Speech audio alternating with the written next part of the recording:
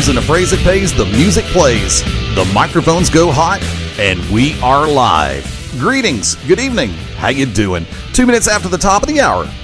This is Beyond Ringside, Back to Basics. Fast Eddie Lane live from Studio One on this 12th day of August. I think I'm going to go ahead and file a speeding ticket for the month of August. It's going way too fast. We need to slow it down just a little bit. The thing about it is, it's not going to slow down. SummerSlam right around the corner, and a whole lot of live events taking place all around the world. And we're going to be covering quite a few of those as the night goes by. Something we're going to be covering a little bit later on also, something that's been touching a lot of us near and dear, and that's the passing of Robin Williams. We're going to cover that a little bit more in depth in hour number 2. Phone lines are going to be open. Chat room is open right now at beyondringside.com. Thank you to everybody listening in through .com this evening, as well as through Ustream Mobile, through Shoutcast, through Winamp, and now Beyond Ringside Radio is available through TuneIn Radio, tunein.com, and their mobile app. Very happy and very proud to be a part of the TuneIn family. Also going to have some brand new methods that you can listen to Beyond Ringside Radio in the very near future. Coming up in our second segment around 9:30 Eastern, 8:30 Central, going to be joined by an old friend. A lot of you are going to remember him as the Masked Blogger. A lot of you are going to know him, especially in T-Town. Tom from Tuscaloosa coming on board with us, a longtime friend of the family. Second hour slated to be joined by Beyond Ringside castmates Robert Cosper, the Cause and Effect, as well as very possibly, there's a rumor that there could be a Wicked Nemesis sighting in the second hour. You know, I've been taking a look around, and I think this is the perfect analogy. Of course, you know we're all environmentally conscious around here. That's why I only drink my tequila and my rum in recycled glass and drink it out of recycle. Yeah, right. Good luck with that. You know, I'm going a little bit off the tracks on this one because I have found out that the Chinese forest musk deer, or the dwarf musk deer, is an endangered species of deer, and it's also the endangered animal of the month. And if I may, there's also something else that I'm very familiar with, and a lot of wrestling fans in Florida and the southeastern U.S. are very familiar with.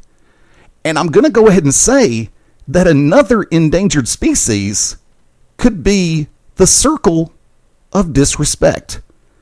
And I want to address that with a longtime friend of the family here on Beyond Ringside.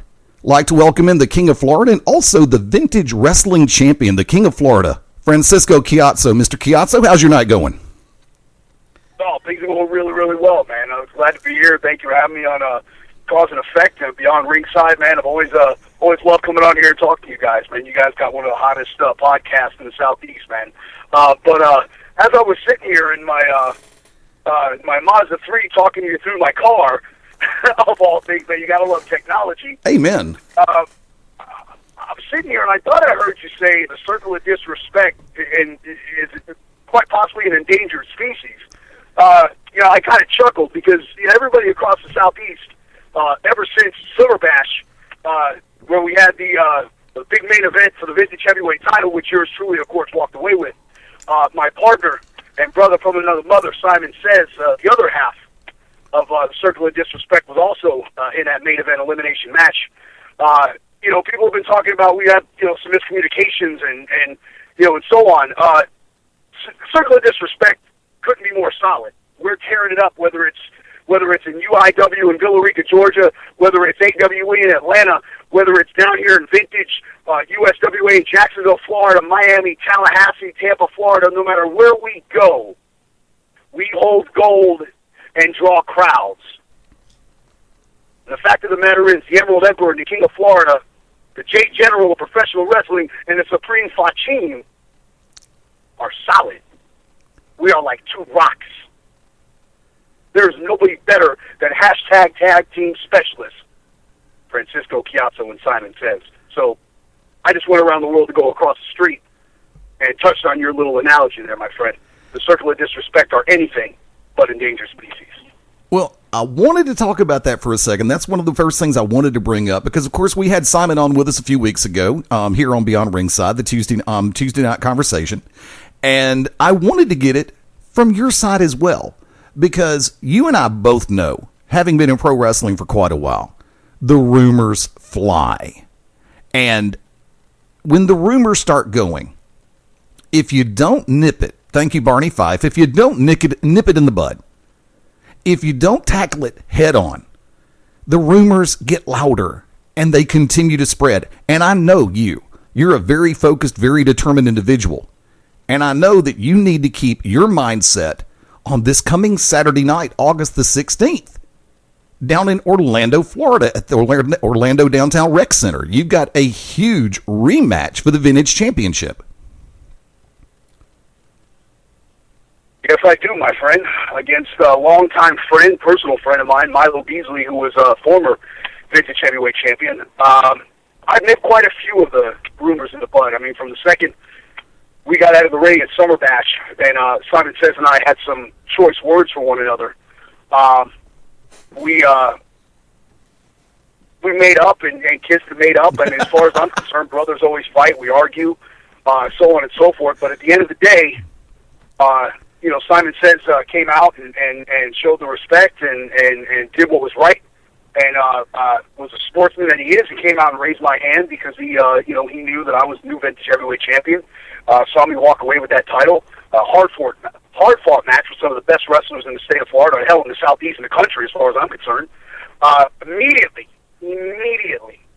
whether it was Twitter or Instagram, the Vintage Wrestling Facebook page, my Facebook page, messages, Insta messages, this message, that message, text message, phone calls, everything else, wondering what the problem was with Simon Says and I. Well, I don't know anybody who doesn't have a brother or a friend that they argue with from time to time. It happens. This is a business. We're very emotional individuals. Hell, there's not two guys that are more emotional than Simon Says and Francisco Chiazzo. We didn't let hotter heads prevail, and we realized that this is a business, and this is all about winning gold and making money and making a name for yourself. And we hugged it out, we talked it out, we lined up a couple shots, and we did what men do. And we rode off into the sunset, pumping each other up, and supporting one another. And that's what friends and brothers do. So as far as the rumors, I'll put all the rumors to bed right now. Circle of Disrespect is solid. He's going to be by my side this Saturday night. We've been hanging and banging all over the Southeast. But come this Saturday night in Orlando, Florida, Vintage presents Hurricane Havoc. Milo Beasley, our history goes way back, all the way to the IPW days and the Ron Nemi days in Tampa, Florida. So you're no stranger to me, and I'm no stranger to you. We're friends. But at the end of the day, this is a business. And that Vintage Heavyweight title and that 20 pounds of gold is leaving with the King of Florida, Francisco Chiazzo. You have been on a tear all around the region, whether it be, the heart of Dixie in Alabama, whether it be over in the Peach State of Georgia, down in, of course, the Sunshine State. Is there any place that you haven't been recently? I kind of feel like I live in the car that I'm sitting in right now, sitting in an empty parking lot, talking to you guys. I feel like I live in this thing. I've got a nice place right outside Universal Studios, and I'm half the time I'm never there. So I feel like I live in my car.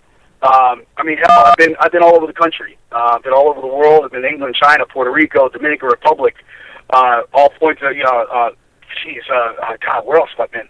God, I've been so many places. I'm up and down the road so much I can't even remember half the time. But I've been all over the world and back again, fought for peanuts and bragging rights. I love what I do. I don't see me stopping anytime soon. As far as being on a tear, yeah, I'm on a tear right now, and I'm taking it while it's hot. Whether it's GCW in Alabama, don't think I haven't forgotten about Micah Taylor and Mad Dog. So Mad Dog up there in Pell City.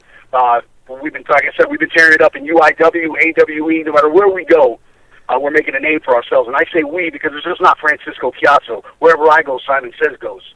And the fact of the matter is, we're making a name for ourselves. We're putting our stamp on the Southeast and hell, the entire world, as far as I'm concerned.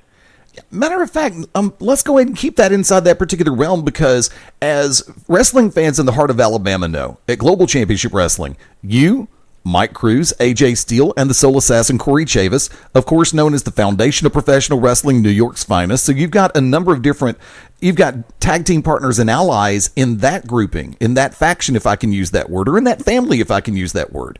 And one of your teammates, so to speak, is going to be part of the Fatal 4-Way for the Vintage Internet Television title this coming Saturday night in Orlando at the Downtown Rec Center. The Soul Assassin Corey Chavis taking on Afro Boy, taking on Jason Falcone, and the All-Pro Leo Gold. Any comments you'd like to make on that match?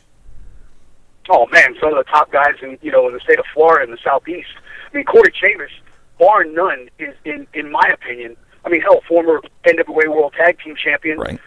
Former Ring of Honor talent, and again all over the world and back again. You don't get any better than Soul Assassin Corey Chavis, former Vintage Heavyweight Champion, and just like you stated, my ally and cohort up there in GCW is the foundation of professional wrestling. See, we're one big family. No matter where we go, no matter what you do, whether it's the foundation, whether it's the Circle of Disrespect, whether it's New York's finest, whether it's hashtag show in a box. There you go. I've got my hooks everywhere. And that's what this business is about. It's about having, people always talk about, oh, you got too many irons in the fire. Man, I've got the market on the irons in the fire as far as I'm concerned. See, myself, Corey Chavis, Mike Cruz, Simon Says, hashtag show in a box, special guest, the Cokie Kid, soon to be All-Pro Leo Gold. See, we're one big happy family because this is a business. This is about making a name and making a mark for ourselves, and that's what we're doing. We're having a blast. We are having so much fun. You have no idea. There should be cameras following us around all over the place, making duck faces, a.k.a. Chase Stevens. Now, speaking of the fire, so to speak, someone who put himself in the crossfire is another one of your allies. Known down there as the Real Deal. We know him as the Human Highlight Reel, Mike Cruz. And some people had brought up the concept that there may have been a little bit of interference and that he helped cost Milo Beasley the Vintage Heavyweight Championship back at Summer Bash. Would you care to address those rumors? Hey, look, I'm not one to judge, okay? I come from the old neighborhood. Okay? I grew up poor as hell. Okay? We had to fight for every piece of bread, every piece of sausage, every meatball, every strand of spaghetti. We had to fight for everything we had. I'm not going to sit here and judge Mike Cruz on what he did or what he didn't do. I worry about my own business, my own money, my own goals, and he's my traveling partner, and he's like my brother. And the reason why we're so successful is because we never judge each other. We always have each other's back regardless, right, wrong, or indifferent. Because at the end of the day, all we've got is each other. Whatever he did to Milo, that's between them. Milo's a friend of mine, yes, absolutely. So is Mike Cruz.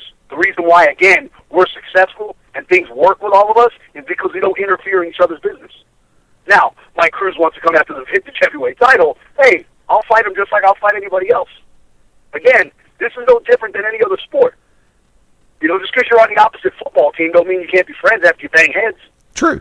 Nothing wrong with that. I mean, it's one big dirt pile. Everyone's got to get a grain of sand in their ass every now and again.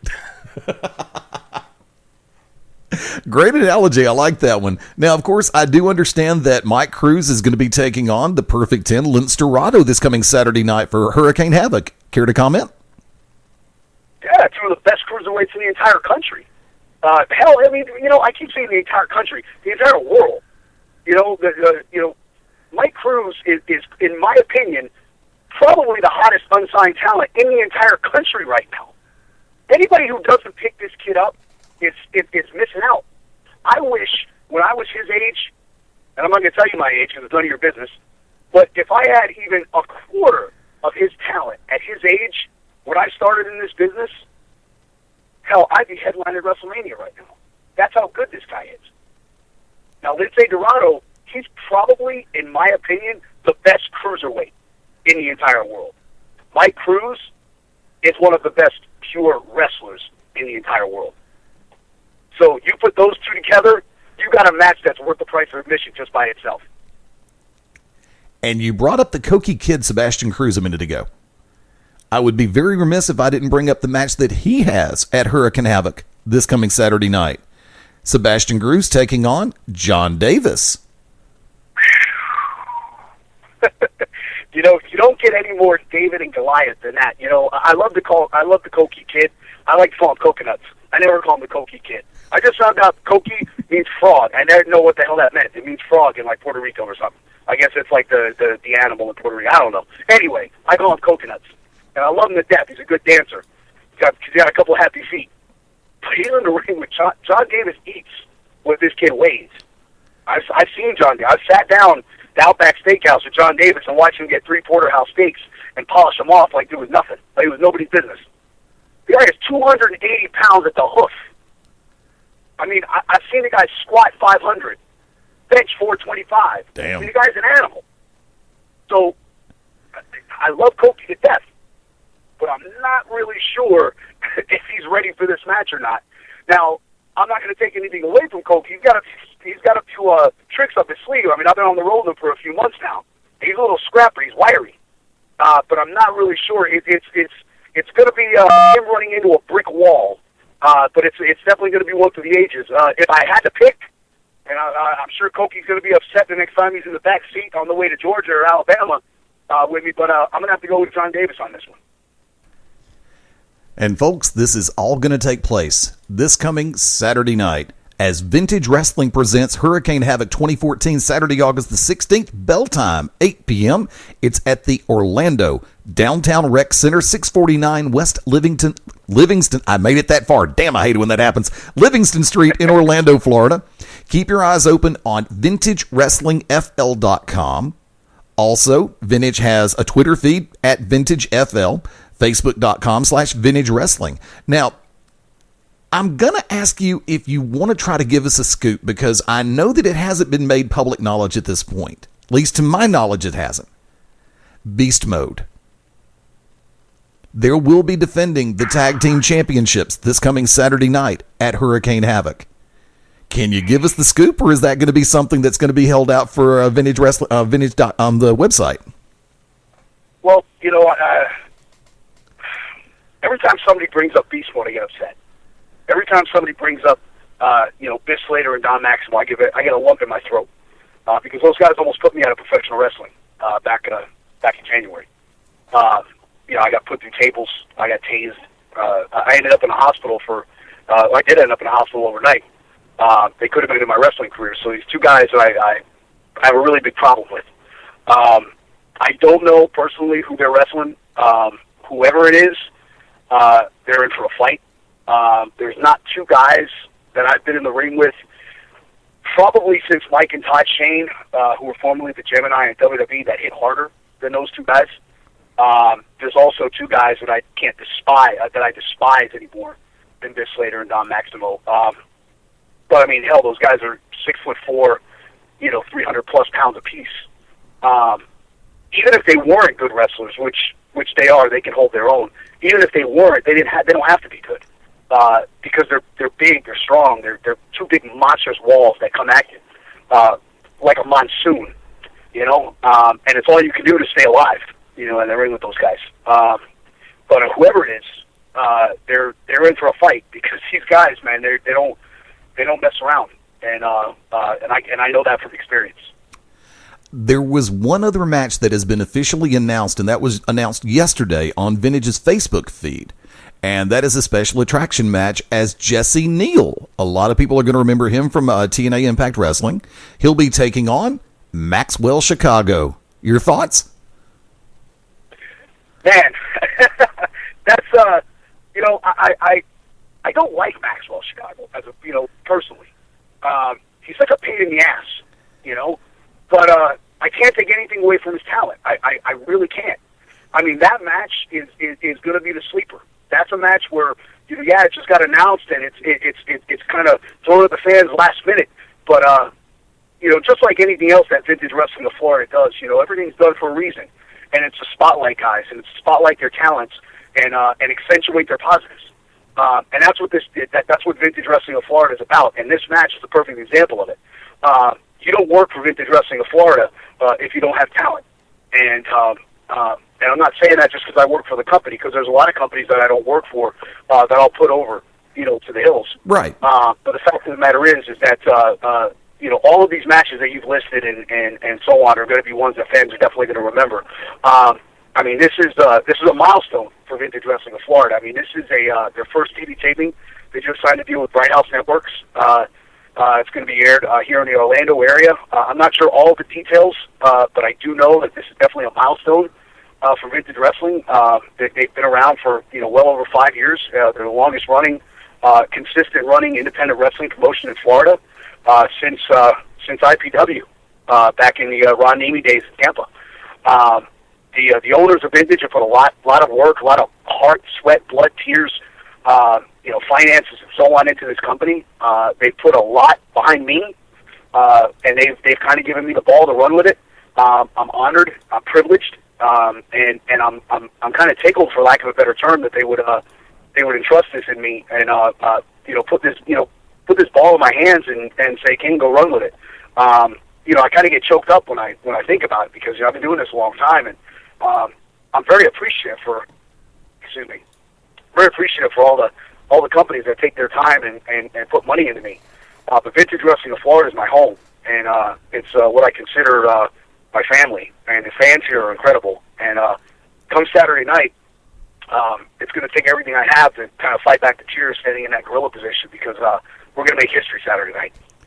You and I don't always, and it's one of the worst kept secrets on Beyond Ringside Sports Radio, whether it be here on Back to Basics, whether it be Thursday, Cause and Effect, whether it be any of the shows that we have, that you and I are kind of like in an adversarial position, so to speak, because I'm the commissioner of Global Championship Wrestling, and of course you're the leader of the Foundation of Professional Wrestling. But first off, I'm going to say, dude, hell of a challenge coming up this coming Saturday night at Hurricane Havoc. You and Milo can tear the house down. I've seen video, I've seen pictures, and this is one I wish I could be there in person for. And real quick, for our friends in the central, hell with that. If you're in the Sunshine State of Florida, if you're in Southeast Alabama, if you're in Northwest Georgia, or South Georgia, Orlando's not that far. It's only a couple of hours. Say a few, easily. VIP seating, $20. General admission, $15. Children, $10. Plain and simple. By the way, as he said, this, of course, is going to be a live TV taping. First TV taping for Vintage Wrestling. Show is going to be sponsored in part by Coco. Was it Coco Key Water Resort, if my notes are correct on this one? Yeah, your notes are correct. Coco Key Water Resort is right here off of I-4, right on International Drive. The place is incredible. It's got water slides and a little bit of a teaser. You might be seeing quite a few of the Vintage Wrestling stars showing up to Coco Key Resort here over the next few months and into the early fall. Let's just say. I know it sounds weird, water park in the fall, but hell, it's Florida, so it's kind of always summertime here. I don't think we actually have a fall or a winter here. Before I let you get away for the night, and first off, thank you for taking the time to come on this evening. It's always a pleasure to have you on, brother. I know we've already made public, and the reason why I made the reference to Global a minute ago is because one of your teammates, one of your family in the foundation, AJ Steele, is going to be challenging Micah Taylor for the GCW Heavyweight Championship Saturday night, August the 30th in Pell City, Alabama at the Pell City Civic Center. Bell time 7:30 p.m. Tickets for that event are only $10 each. It's going to be in a no disqualification match. Let me get your thoughts on that one. Now, before you say anything, let me do this. Let me say this. At the last live event for Global in Pell City a few weeks ago, it was AJ versus Micah. And AJ came up from behind and slammed Micah in the back of the head and in his upper back with a steel chair, causing the disqualification to occur. I'm the one, as commissioner, who made the call to put the challenge out to both AJ and Micah to make it no disqualification. That way, both AJ and Micah are on the same page. They both know that anything can happen, and they both know that they can pop the cork on the genie bottle and let it rip. Now, that part having been said, your thoughts, AJ, Micah, no DQ. Well, I'm always up for a good fight. But I think AJ's got this one in the bag. I mean, we would never do anything, to interfere in a match. I mean, no DQ. I mean, AJ's got this. I mean, we would never do anything like that. I mean, so if you're insinuating that myself or Corey Chavis or the human highlight reel, the real deal, Mike Cruz would possibly get involved in a no DQ match, or even your manager or AJ Steele, I'm actually offended because we're coming off a suspension that you yourself actually put on us for 30 days, which cost me quite a bit of money, actually. Well, I'm not too happy about, but it is what it is. We sat our 30-day suspension out, and we're going to be there on August 30th. We're going to be in the house, GCW. I might just walk right up to Mad Dog and slap him in the face. I might walk up to you and slap you in the face. The fact of the matter is business is business. AJ Steele and Micah Taylor, GCW heavyweight title. AJ Steele's going to walk away with that gold. It's going to come back to the family. Because that's all that matters. It doesn't matter whether it's me having the belt or AJ Steele or Mike Cruz or Corey Chavis. Fact is, it comes back to the foundation, and we go out and party in downtown Birmingham, just like we always do. So, next question. Well, basically, I just wanted to get your thoughts on that one, brother. I'm looking forward to it. Saturday, August 30th in Pell City, but before the road for the King of Florida continues this Saturday night. Any final comments you'd like to make toward Milo? Milo Beasley, I hope you're bringing your reggae, my friend. A bum and a king, it writes itself. You can follow the King of Florida, Facebook, Francisco Chiazzo, Twitter, @FranciscoChiazzo, or Instagram, @Francisco Chiazzo, or buy my wrestling t-shirts at www.prowrestlingtees.com/Francisco Chiazzo. Now, in addition to this coming Saturday night, any other dates you'd like to let the fans know about? Oh, man, let me grab my phone. Hold on one second. Hold time me back, 'cause I'm all over the Southeast, brother. Hold on one second, Daddy-O. Not a problem. I'm with you. I've got this Saturday, Orlando, Florida, Vintage presents Hurricane Havoc.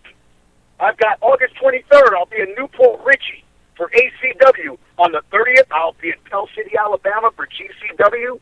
On September 6th, I roll into Villa Rica, Georgia, #show in a box and Circle of Disrespect. Then on September 13th, Vintage Wrestling of Florida comes back to Orlando, Florida. And then, of course, we've got September 20th, AWE in Atlanta, Georgia. Back in Pell City, Alabama on September 27th.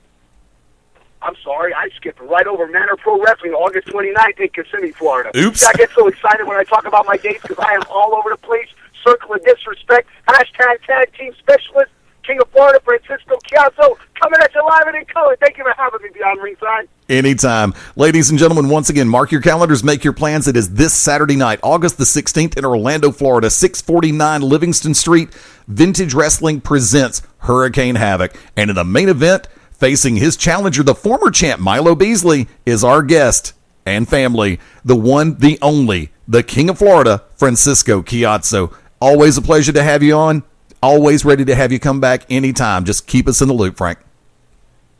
Thanks, guys. You guys take care. Have a good night. Bye-bye. Folks, we're going to head for the break real quick, and when we come back, a longtime friend makes a return to Beyond Ringside. This is Back to Basics. This is Country Jack, Corey Hollis, and you are locked in to Beyond Ringside. All bad things must come to an end. The world's most notorious rock band is saying goodbye forever. Dodge presents Motley Crue, the final tour, with very special guest Alice Cooper. Friday, August 15th, Oak Mountain Amphitheater. Tickets on sale now. Motley Crue, the final tour. For more info and tour dates, visit motley.com.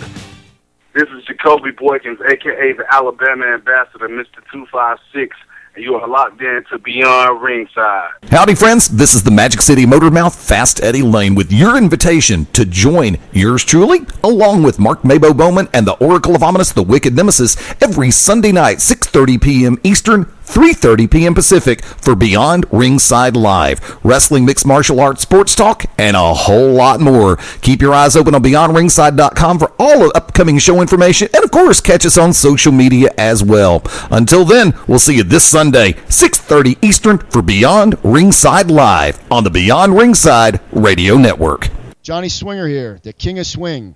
So don't sing it, swing it. And remember, you're locked in to Beyond Ringside. The To Be Determined show live Wednesday nights, 9 Central Standard Time. Join myself, the Oracle of Ominous, the Wicked Nemesis, the Grand Design, Clyde Braddock, and the Magic City Motor Fast Eddie Lane as we take you to the edge of uncensored. Yes, we go uncensored, so make sure you have your earmuffs. Ask your parents, for those of you that are a little young, maybe under 18, but make sure if you have any heart conditions or any mental defects, please listen, because they may take effect right here live every Wednesday night, 9 Central Standard Time. Beyond Ringside Radio Network, BeyondRingside.com.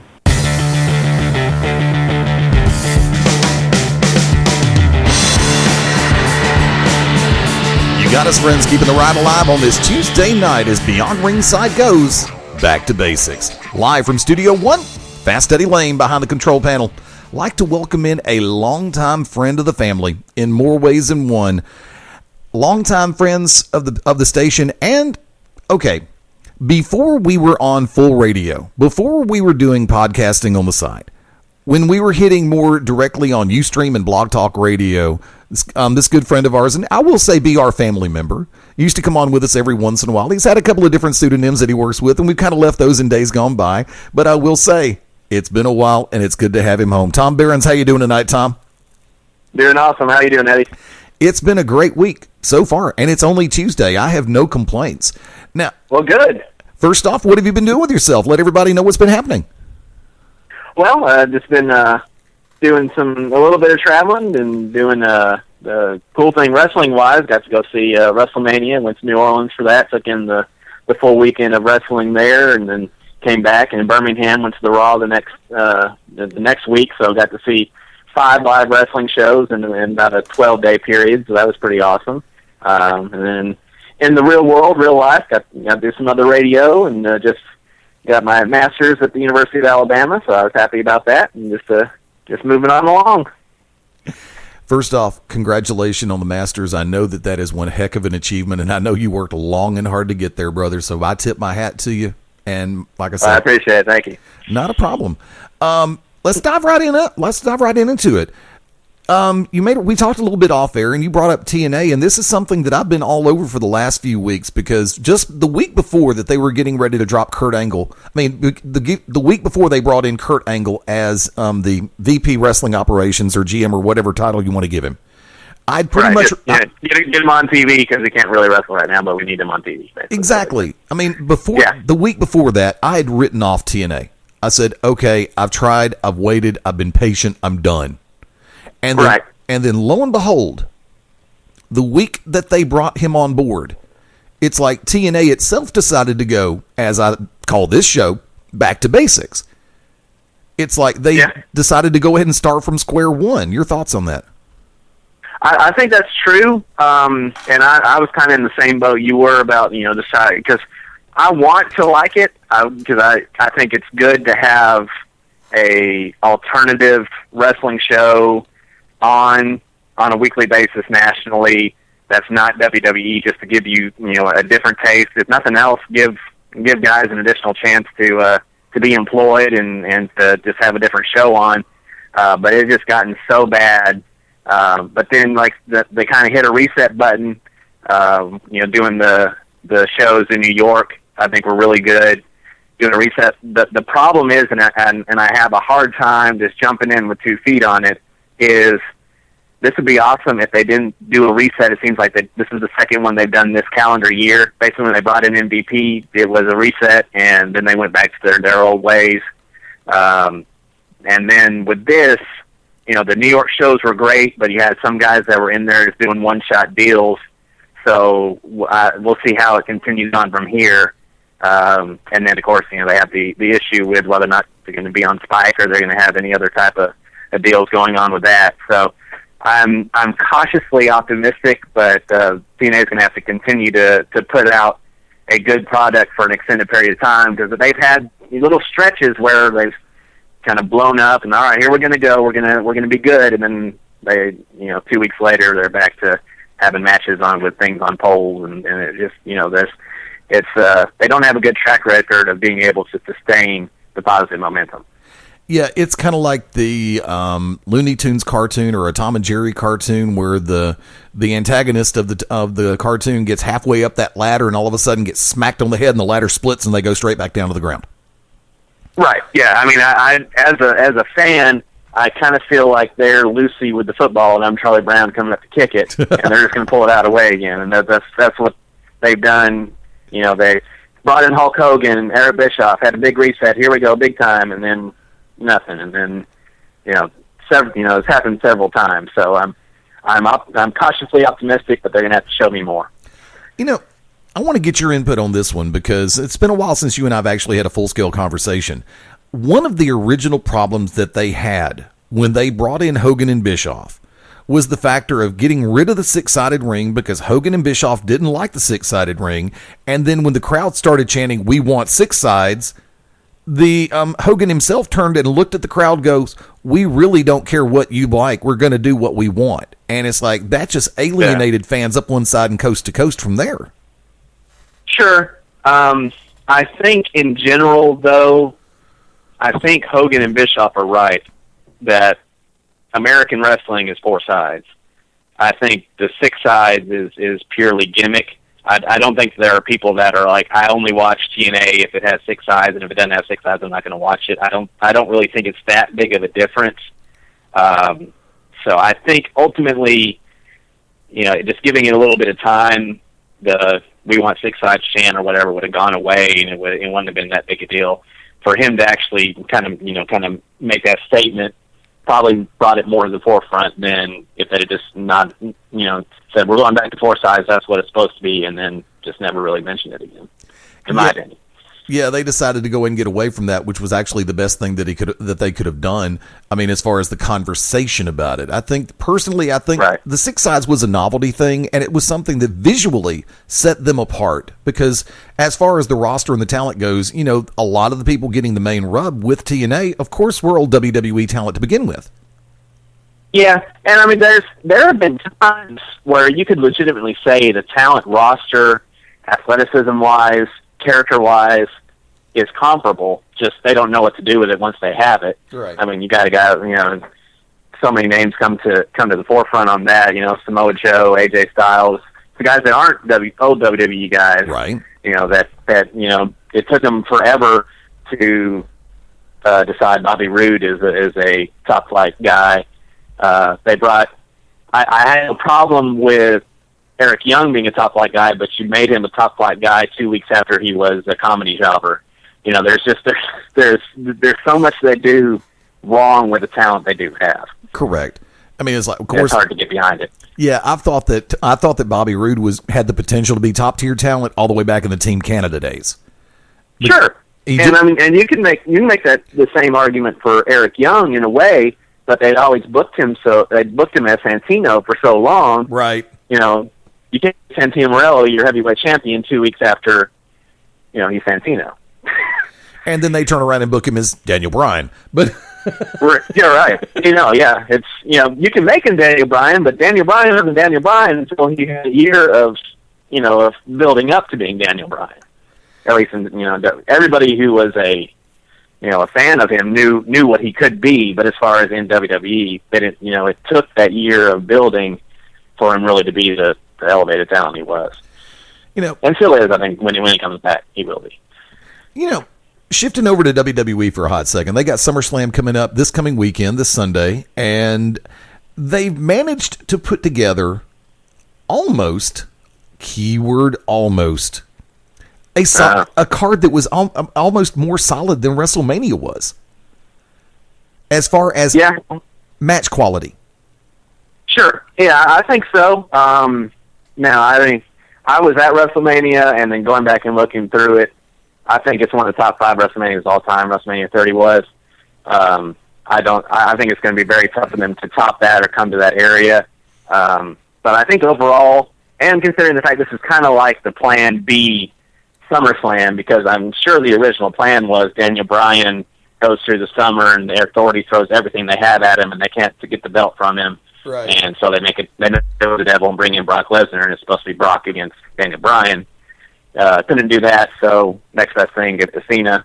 I like the build-up that they're doing with Cena and Brock, but I think it only makes sense if Brock is able to beat Taker at WrestleMania that Brock beats Cena here. See, therein lies the question that I was about to ask, and that I'm still going to ask. Have they painted themselves into a corner where Lesnar has to go over with the title this Sunday? Well, I mean, he doesn't have to, but I think it would make the most sense. And it legitimizes him being Taker at WrestleMania. And I know the main drawback of giving the title to Brock is that he's not going to be there every week on Raw.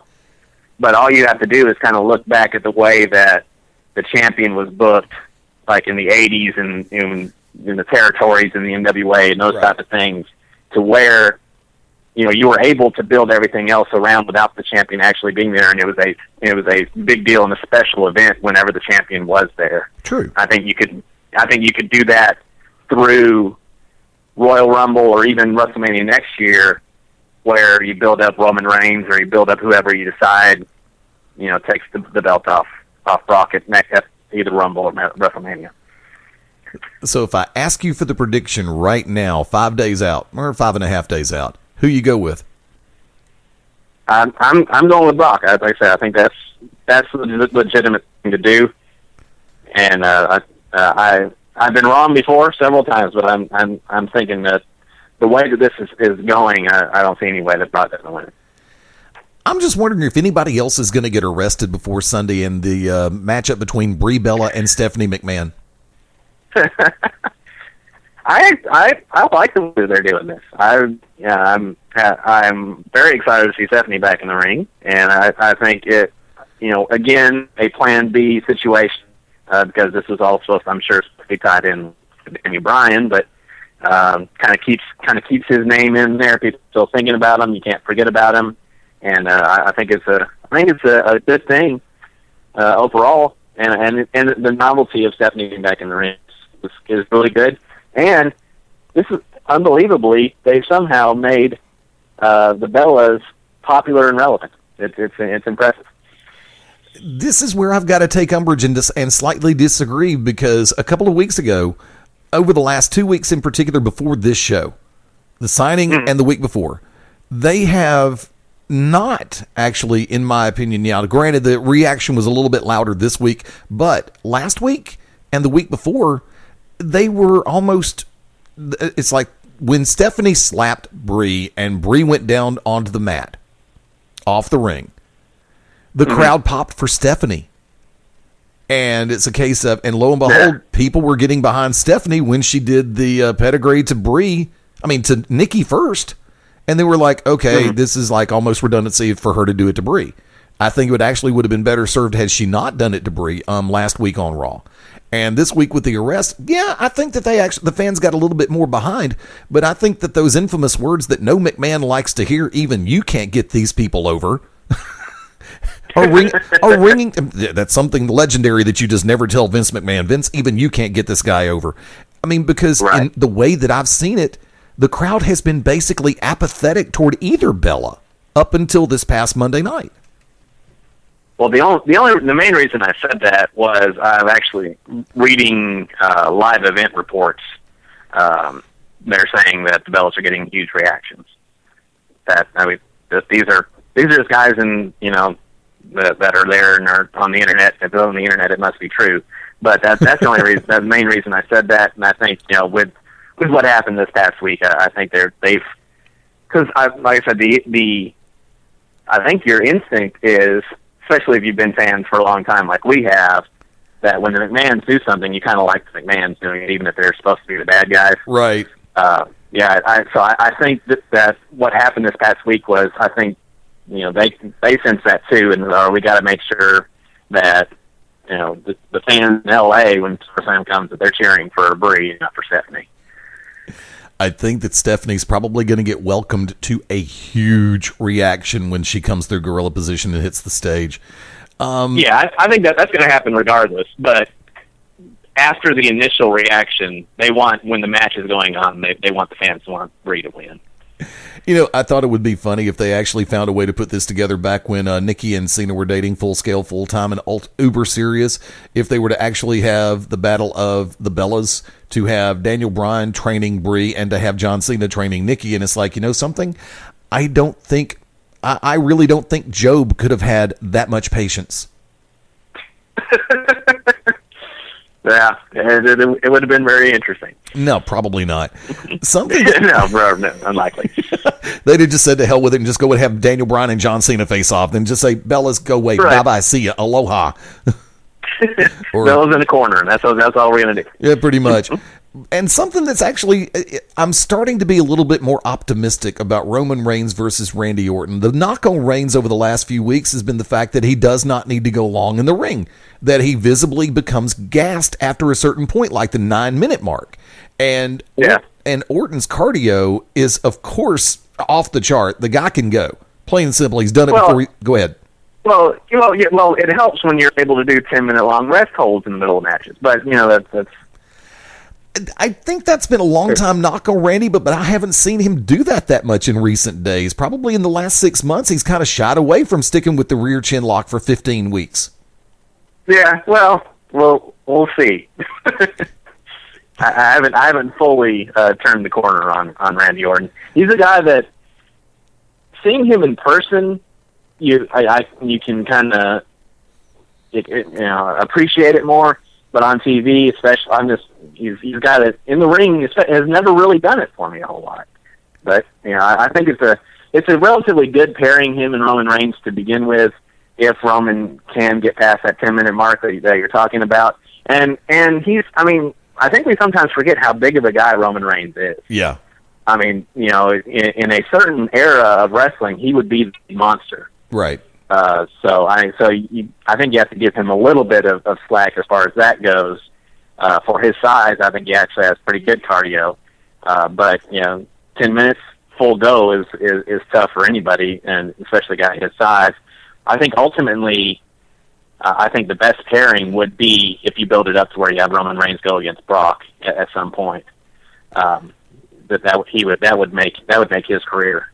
But at this point, kind of again in the Plan B SummerSlam that we're in, him and Randy Orton are pretty much the no-brainer pairing.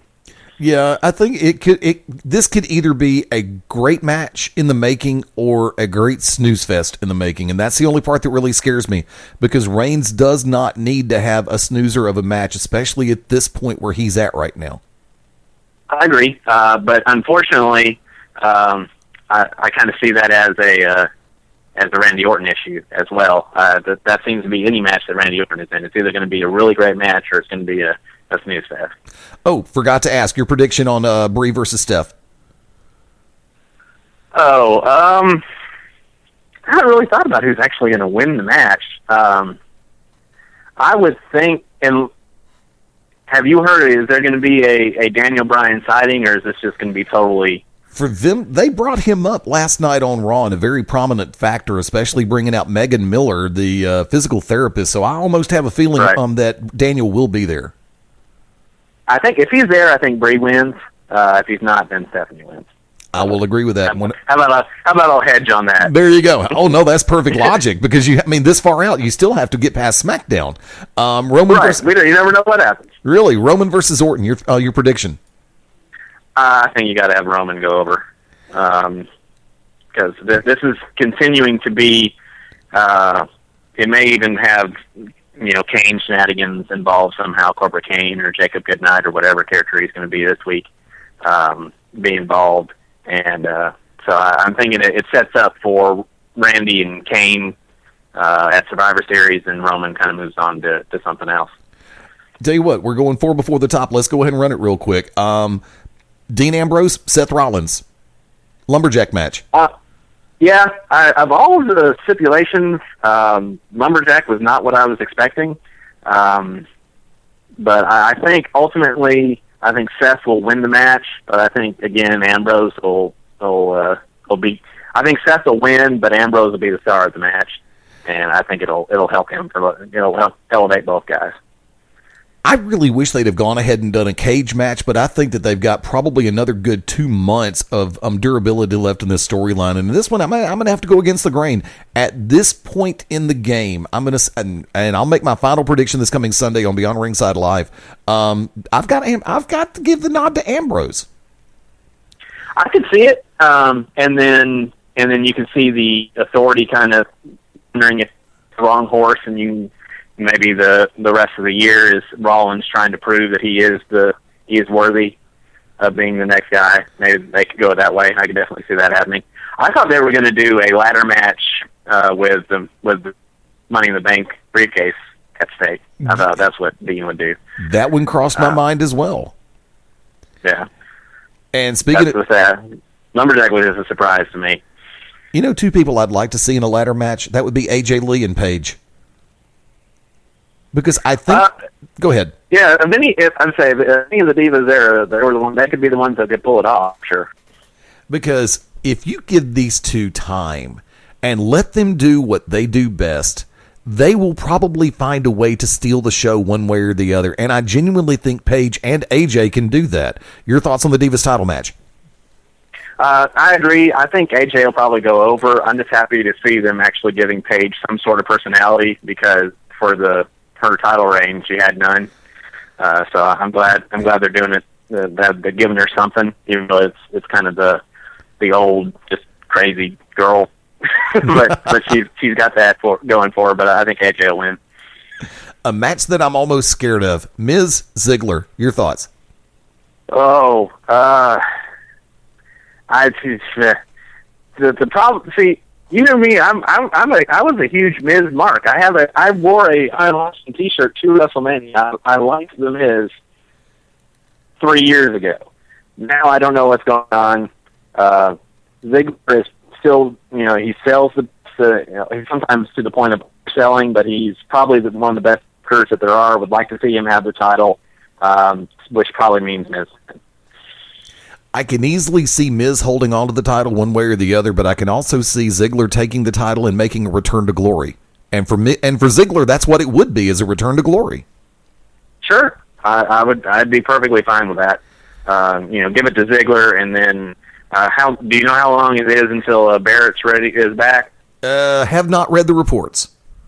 Okay, I'd be fine with him, and then when Barrett comes back, Ziggler and Barrett for the IC title.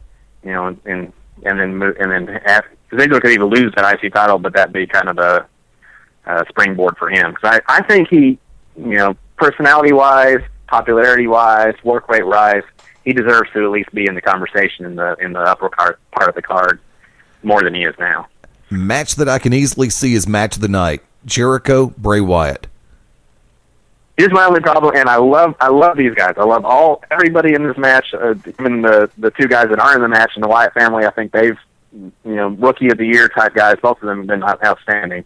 The problem with this match is we're making a big deal. Jericho had to, keep the Wyatt family out so he could have a chance against Bray Wyatt.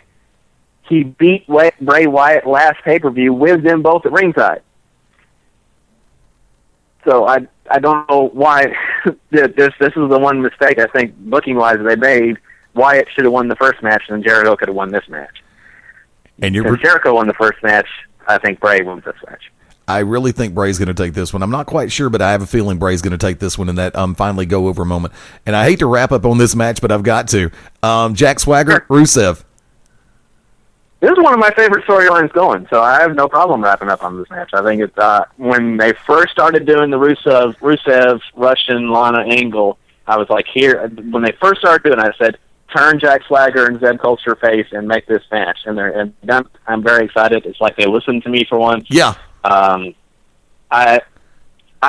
think Rusev will probably win, but I could see Swagger winning, but I think they want to continue to push up Rusev. But I like the resurgence of Swagger. Yep. At the same time, I have no understanding why the D-push of Cesaro coincided. I don't understand that at all. See, I said the same thing about Swagger that I said about Bauer. Jack is back, if only for a little while. Right. And, Swagger needs somebody like that Culture with him. Now he's got Culture, and everybody says we the people when they come out. My 7-year-old daughter says we the people with me when they come out. That's just good old-fashioned American entertainment. First off, thank you again for taking the time to come on. It's been way too long, and the door's always open. Always has been, always will be. Awesome. I appreciate it. Anytime, man. Hey, real quick, any shameless plugs you want to throw out there? I don't have a whole lot right now. You can always see some of my more politically slanted blogs at talkradio1059.com, and then look under shows, Tom Canterbury, and that takes you to more of my political ambitions. If nominated, I will not run. If elected, I will not serve. But I will take advantage of the minibar. Exactly. Folks, hang with us. We are going to the top of the hour break. Stay with us. Back to Basics continues right after this. This is Bullet Bob Armstrong. I'm Southern born, Southern bred, and I never miss Beyond Ringside. Howdy, friends. This is the Magic City Motor Mouth, Fast Eddie Lane. And I'm the Cosz, Robert Cosper. And this is your invitation to join us and the Hitman, Big Daddy Cool, Ryan Adcock, right here for the Saturday Showcase. At Saturday mornings, 11 a.m. Eastern, 10, 9, 8 a.m. Pacific time. See? We do math around this place. Be sure to catch us right here on BeyondRingside.com. You can also listen through Winamp for Android and BlackBerry, as well as the Shoutcast mobile app for Apple as well. Remember, that's Saturday mornings, 11 a.m. Eastern, 10 a.m. Central, right here on the Beyond Ringside Radio Network. And let me tell you how you can find the Hitman, Big Daddy Cool, Ryan Adcock on social media. It's very easy. It's at www.kissmyass. Whoa. Stop that right there. Folks, we'll see you Saturday on the Showcase. Bye for now. This is Dale the Demon Torborg, and you're locked in to Beyond Ringside.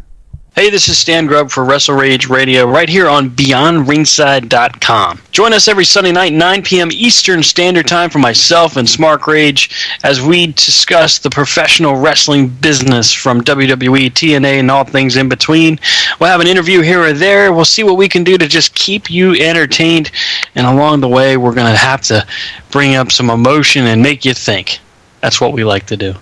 So join us here on Sunday nights, 9 p.m. Eastern Standard Time, and we'll see you at Wrestle Rage. This is Dan the B7, the only Triple Crown champion in the UFC history, and you're listening to Beyond Ringside. You better pay attention, otherwise I know where you live. Everybody out there, this is the Human Hand Grenade, Danny Only, one half of the Hate Junkies, 1/5 of POD, and you are locked in to Beyond Ringside.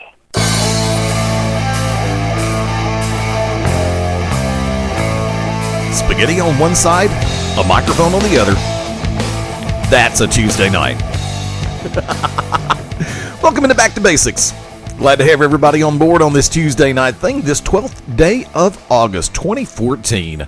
SummerSlam right around the corner, and we have got a loaded week here on the Beyond Ringside Radio Network. I want to remind everybody, Wednesday nights, 10 p.m. Eastern, 9 p.m. Central, the To Be Determined Show, the Wicked Nemesis Clyde Braddock, and of course the Cause and Effect Robert Cosper on Wednesdays.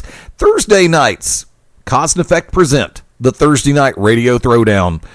Stuart Couch, The Effect, the Mad Dog Dan Sawyer, and my tag team partner at this time, Robert Cosper, the Cause. What's up, dude? What's up, brother? And please don't forget the Saturday Showcase with myself, you, and Hitman BDC, Ryan Adcock. See how I'll plug that? That was coming up later in the shameless plugs. I know. I was just trying to pull the carpet out from under you. It's more fun that way. Of course, it always is. It's a great time. But of course, if since you said it and I didn't, that gives you something else to which you can sit back and blame Lane. Nice timing. Yeah, we were working on a Wicked Nemesis sighting this evening, but of course, this would be one of those occasions where he's on social network on one side and down the other, but of course, he's nowhere to be found. Bohemian Grove, what can you say? They may be getting the Bohemian Rhapsody going on over there. You don't know. Yeah, that's some things I just really don't want any kind of mental picture of. Well, I'm just saying, I would not disturb him. He gets very touchy about that. I would not bother him right now. He'll get to you in his own time. Exactly. Now, first and foremost, coming up into SummerSlam, it's already been a crazy week. Last night, Monday Night Raw, the go-home episode. I know that you're on a delay on a lot of the things that you watch because you're one of those that genuinely hates cable and satellite and your internet television, right? Absolutely. And I've not tuned into Raw yet. It's been a long day over here. I've not seen it yet, but if it's the go-home show for SummerSlam, I really hope something big happened, but I'm banking on no, it didn't. Then I'm going to go ahead and pull this one out of the woodworks. There were 3 moments on there that really stood out in my mind outside of the matches, which I'm going to let you go back and have the time. I know you'll have a chance to look at them before you come on for TBD Thursday especially, which is going to be one of the times that you cover it. For CNE Thursday, TBD Wednesday. Sorry about that. Because they don't always cover that much about WWE on Wednesday nights. Right. Now, and I really am starting to understand why, but I'll be open-minded here. But the fun part is there were 3 segments. Number 1, did I not call Saturday on the Showcase the factor that I felt that there would be a Brock Lesnar interference at Hulk Hogan's birthday celebration? Actually, I hate to agree with you, but yes, you did. You did say that this past Saturday morning. And lo and behold, in the final segment, they did Hulk Hogan's birthday party. And if you read my Twitter feed at Fast Eddie Lane, Layne, you saw the fact that I posted and called out Hogan for the fact that he walked through the opening of the roster on the stage of Raw. No, are you serious? Didn't acknowledge one of them as he walked out. Okay. Anyway, you brought me on here to piss me off, didn't you? No, I didn't. Okay. But okay, as they went on, so Hogan's disrespected everybody. Pretty much. They bring out Mr. Wonderful. They bring out Roddy. They bring out, about 3 or 4 others. I was just really glad to see Mr. Wonderful there. That was tremendous in my book. Oh, Paul Orndorff's a legend, man. Yes. An absolute legend. And his health's not been great, so that's awesome to see him there. Oh, when they brought out Hall and Nash. Scott Hall stole the show. Scott Hall stole the show. Okay. I've got mad props and a lot of respect for Scott Hall for what he's done and cleaned himself up Again with DDP and Jake and everybody. That's cool. That's good to see him doing well then. And I'll go ahead and I'll play a spoiler for you on this one. They came out wearing NWO t-shirts. Hogan came out in red and yellow. Need I say more? Okay, so Hogan came out being all about Hogan. What else is new? He ripped off the red and yellow during the Scott Hall thing on the microphone to have a black and white shirt underneath. Okay, probably it's just being Hogan to just say, okay, it went over well, so yeah, I'm cool with you too, brothers. So is the NWO back? We're going to kill this again, or what? They're probably going to bury it like they did the old ECW. Oh, man. But, no, in all seriousness, even Kevin Nash started singing Happy Birthday to Hulk Hogan. Like Marilyn Monroe. I imagine being Nash, it was probably entertaining. And it was damn entertaining.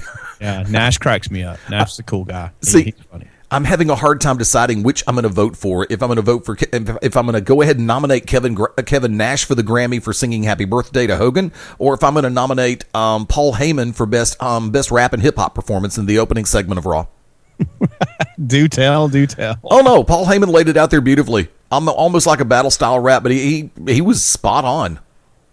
I mean, that was one of the best performances Heyman's done, and Heyman's laid out some damn jewels. Okay, I may stay up tonight and watch that. I mean, I've got to get my kid to school in the morning, but I may stay up tonight and watch that if Heyman's going to rap. Now that's worth watching right there. Hang on, just 1 second. Ha! I win. That's what you get for posting, turkey. Sending out a message real quick. But the short version is, yeah, in Seg 1, they had Lesnar and Heyman come out, and they were doing their go-home segment to build up the match for SummerSlam. And then, lo and behold, Heyman decided to turn it into doing a rap routine in traditional Paul Heyman fashion, which was a beautiful thing. So if you get a chance to go back and watch it, I guarantee you will be laughing. It's hard for me not to either laugh or be impressed with Paul Heyman. Man, dude is on top of his game, man. I mean, he's always been good, but he's reached a level of great that not many people experience, man. I'm telling you.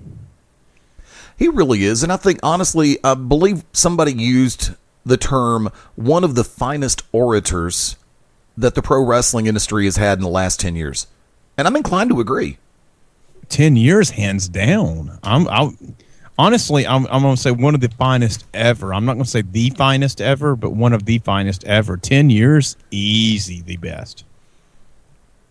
Now, and the other segment that really stuck out in my head, like I said, the opening segment, the last segment, and Brie Bella being arrested. They actually went out on a limb and went back old school. Oh my God, they actually did this WWE thing to where Steph brought out Megan Miller, Daniel Bryan's physical therapist.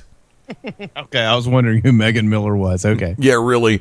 And had Megan Miller in front of Brie Bella admit to the fact that she and Daniel Bryan have had an affair. Oh boy. Okay, well, now this I'm enjoying. Now, from that vantage point, lo and behold, Brie slapped Megan Miller. Well, a couple of segments later, Steph comes out, stops Brie, and says, yeah, Megan's decided to file charges. You're being arrested. Oh, see, I like this. I like this. Okay, this is good. In a turnabout is fair play moment of the night. So therefore, yeah, that's a case of, did they really just do this after having Steph arrested a few weeks back? Okay, but I can live with this. I can live with this. We spend so much time on Saturday cutting the stuff apart and dissecting and obviously giving our opinions, and mine's usually negative. I'm okay. I can live with that. That's cool. That's Hitman's gonna be more on that attitude era than I will, but that's pretty cool. I can live with that because that's getting into the Jerry Springer trailer trash. I'll show you. You did this to me. I'll do this to you. Okay, that's cool. I like that. That works. Well, it was not the most sparkling example of a go-home show before a major pay-per-view.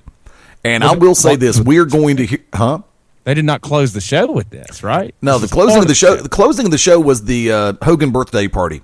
Okay. And lo and behold, by the way, for the record, the way that they ended this, they had Lesnar come out, interrupt the party. The WWE arena, wherever they are, is now officially known as Brock Lesnar's house, and the ring is now Brock's home.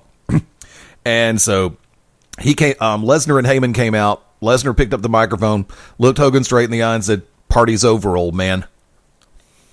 I like it. So I until someone wants to evict the man from his home, I would say squatters' rights here. Okay, no problem so far. And that's when Lesnar was getting ready to square off against Hogan, and Cena's music hits, and John Cena comes running down there. It's like, come on, let's do this now. And Cena decided, and Lesnar backed off, and he and Heyman walked up the aisleway. So that was the way that they took it home, with Cena in the dominant position, Lesnar backing down. So based on traditional WWE logic, I'm going to sit back and say this. They have once again painted themselves into the corner where Lesnar goes over with the title this coming Sunday on SummerSlam. That's what I was going to say. If he backed Lesnar off on the go home, yeah, we may have a new champion. Folks, like to welcome in tag team partner. We got a BR Fest running wild on the radio network. Like to welcome in the host of the To Be Determined show Wednesday nights, 10 p.m. Eastern, 9 Central, and my co-host on Beyond Ringside Live Sunday nights at 6:30 p.m. along with Mark Mabo Bowman, the Oracle of Ominous, the Wicked Nemesis. What's up, Wick? I had no idea you guys were on. No idea. You really don't watch social media, do you? No, I don't. I've been sitting here outing child molesters all night. Oh, my Lord. Too many one-liners, not enough time. Yeah, I'll save that for tomorrow night on my own show. Tomorrow night, the To Be Determined show welcomes Wrestling Roundtable's own Eric Santamaria. A lot of people know him. They were the most subscribed wrestling YouTube channel besides WWE in YouTube history. They closed it down in 2013 was their last airing because Eric had so much stuff he was doing.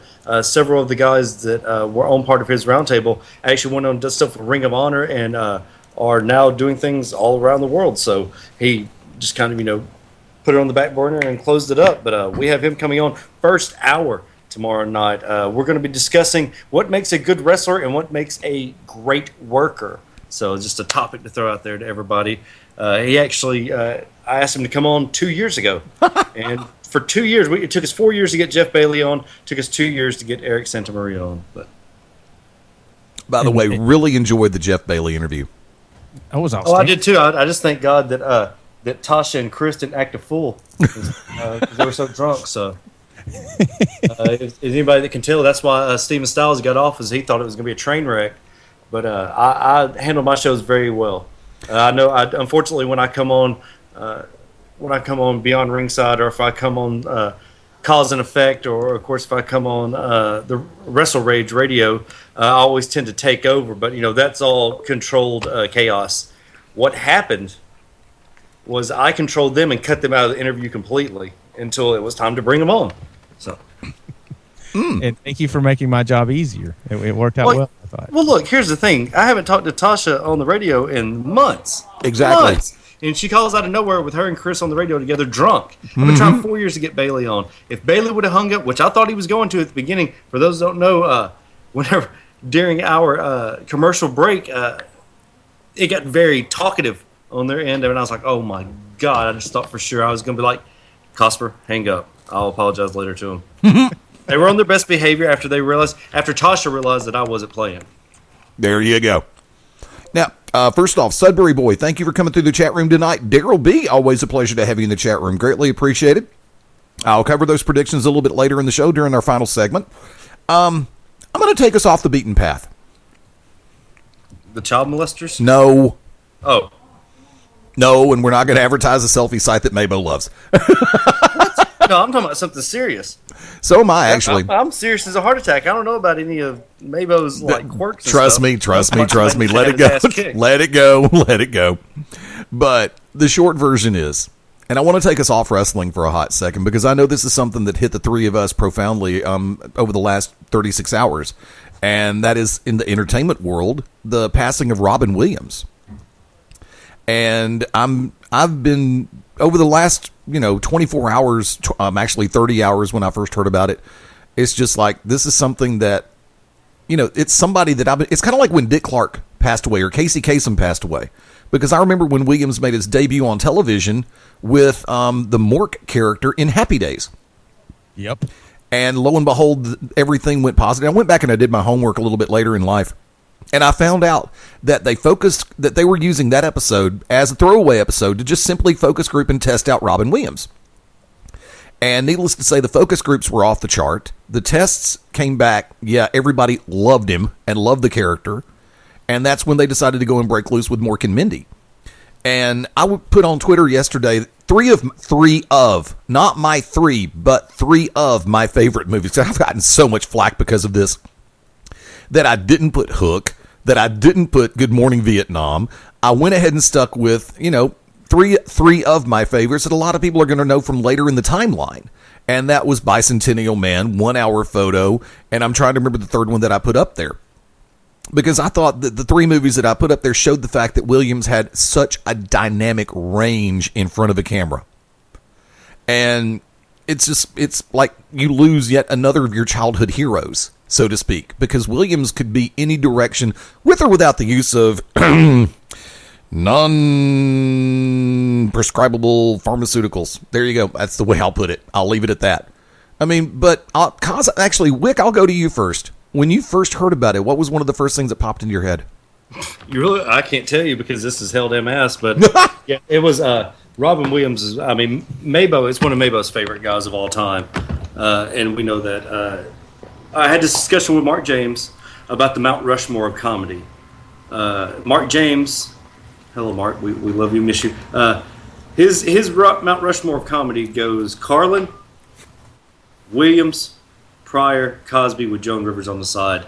I unfortunately did not put Robin Williams on my Mount Rushmore. He was amazing. He was all over the place. He was a schizophrenic when it came to wrestling. He took a lot from Jonathan Winters. But I replaced him with Lenny Bruce. To me, Lenny Bruce is, people forget about Lenny Bruce and how he calls. Lenny Bruce started riots back in the day. A Jew that was not afraid to talk about Jews and about politics was unheard of at the time. Robin Williams. I loved Robin Williams. I did not know him from Happy Days. I knew him from Mork and Mindy. That was my first showing him, which I know was only a year later. But I never watched Happy Days. My mom was not a Happy Days fan. She did like Mork and Mindy. And, of course, I've always liked Jonathan Winters. Jonathan Winters was amazing. But instantly, I knew that he'd been battling depression. Anybody that follows him on Twitter, anybody that follows entertainment, as some of us do, knew that he had been battling addiction again with alcohol, which he just went to rehab last month. And first of all, Radar Online, suck up genitalia area for showing him in the rehab clinic. That was none of their business to be showing. In ABC News to be flying over his house that morning, there was nothing that could be shown. He had already been taken out 3 hours earlier. Yep. 3 hours prior, he'd already been taken out of the house. What did they think they were going to see at his house? And then Shepard Smith. Oh, boy. I've got a few choice words for Shepard Smith. First of all, he is a piece of trash. Shepard Smith is exactly what's wrong with conservative and liberal media period. He is not a journalist. Shepard Smith is nothing more than... I won't say it. I won't say it. Bite my tongue. But for him to call Robin Williams a coward, for Robin Williams, if you have never suffered from depression, and a lot of people don't know this, I was diagnosed with manic depression at the age of 17. It's something you battle with all the time. I don't give a crap. I was discussing this with Angie. When I was at NWA Anarchy, I had people begging me to do their shows. I was probably at one of the highest points of my career. But depression sinks in just out of nowhere. It could be somebody that your girlfriend hung out with. It could be one of their prior lovers. It could be somebody that your wife dated. It could be money problems. It could be something having to do with your children. It's a plethora of things. Depression, when it grabs you, it takes hold of you. And it is an everyday struggle to get through that and to get through a day. And people, that. No. You know what a coward's way out is? Going and hiding behind a Bible. Going and hiding behind a faith. That's the coward way out. To go and be, I don't. God knows. God sees your heart. And I got into it today with some guy because, while we talk about, I don't know if I can say that word. It's a bastard. It's in the dictionary, so we use it. Why are we talking about one bastard instead of talking about all the people that had died in Palestine? And that is tragic. But I don't remember any of those guys making Good Will Hunting or being in Good Will Hunting, The Fisher King, or Aladdin. Dead Poet Society. Amen. Captain, my captain. Do me a favor. We've got to go to the bottom of the hour break real quick, folks, and Cosm will throw it your way when we come straight out of the break. Hang with us. Fast Eddie Lane, Robert Cosper, the Wicked Nemesis. This is Beyond Ringside. Back to basics. Hello, everybody. This is Dirty Dutch Mantell, and you're locked into Beyond Ringside. When planning your next party or special event, insist on the best. Full Range Entertainment is a professional entertainment company providing a full range of services. From professional disc jockeys and MCs to catering and photography, when the details of your special day must be perfect, call us first. Wedding receptions, corporate parties, school functions, birthday celebrations, and more. We also have Birmingham's largest selection of karaoke tracks available. With over 40 years combined experience, Full Range Entertainment can provide you with the talent and professionalism you need and deserve to make your next event one you'll never forget. For more information on the full range of services we offer, call 533-HITS. That's 533-HITS. Or check us out on our website at fullrangeentertainment.com. Hey guys, this is Christy Ritchie, and you're locked in to Beyond Ringside. This is the Orc of Ominous, the Wicked Nemesis. Ladies and gentlemen, join us live every Wednesday night, 9 p.m. Central Standard Time. The To Be Determined Show, Beyond Ringside Radio Network, BeyondRingside.com. We are radio and we are uncensored. Join myself, the Wicked Nemesis, and of course the Grand Design Clyde Braddock and Fast Eddie Lane. We'll have several guests. You never know who's going to come on, but you can guarantee one thing: bet your bottom dollar, everyone. The To Be Determined Show is uncensored. So those under 18, you might want to ask your parents. Beyond Ringside, the To Be Determined Show, BeyondRingsideRadio.com. You have tuned in and are now live listening to the 3-time NWA Heavyweight Champion of the World, Scrapper and Adam Pearce. And just like you, I am also locked in. And brother, we are Beyond Ringside. Hey everyone, this is the Cosz, Robert Cosper, host of Cause and Effects Thursday Night Radio Throwdown. This is your invitation to join me, along with the Effects Stuart Couch, Mad Dog Dan Sawyer, and all of the craziness that is C&E, right here every Thursday at 7 p.m. Central, 5 p.m. Pacific Time. It's wrestling radio with a twist, and some might just say with a twist of lime when the bar is open. Cause and Effect, right here on the Beyond Ringside Radio Network. Yo, what's up? This Coolio with the Flow, a.k.a. the Ghetto Gourmet, and you locked in to Beyond Ringside. Ding, ding. If you're listening to this, then you're listening to the sensational Mickey Knuckles, and you are locked in Beyond Ringside.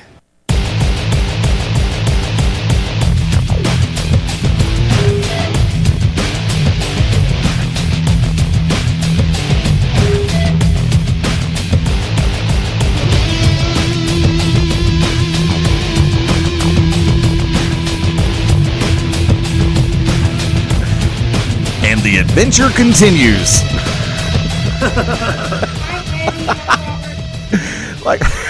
Hey, T. Howdy.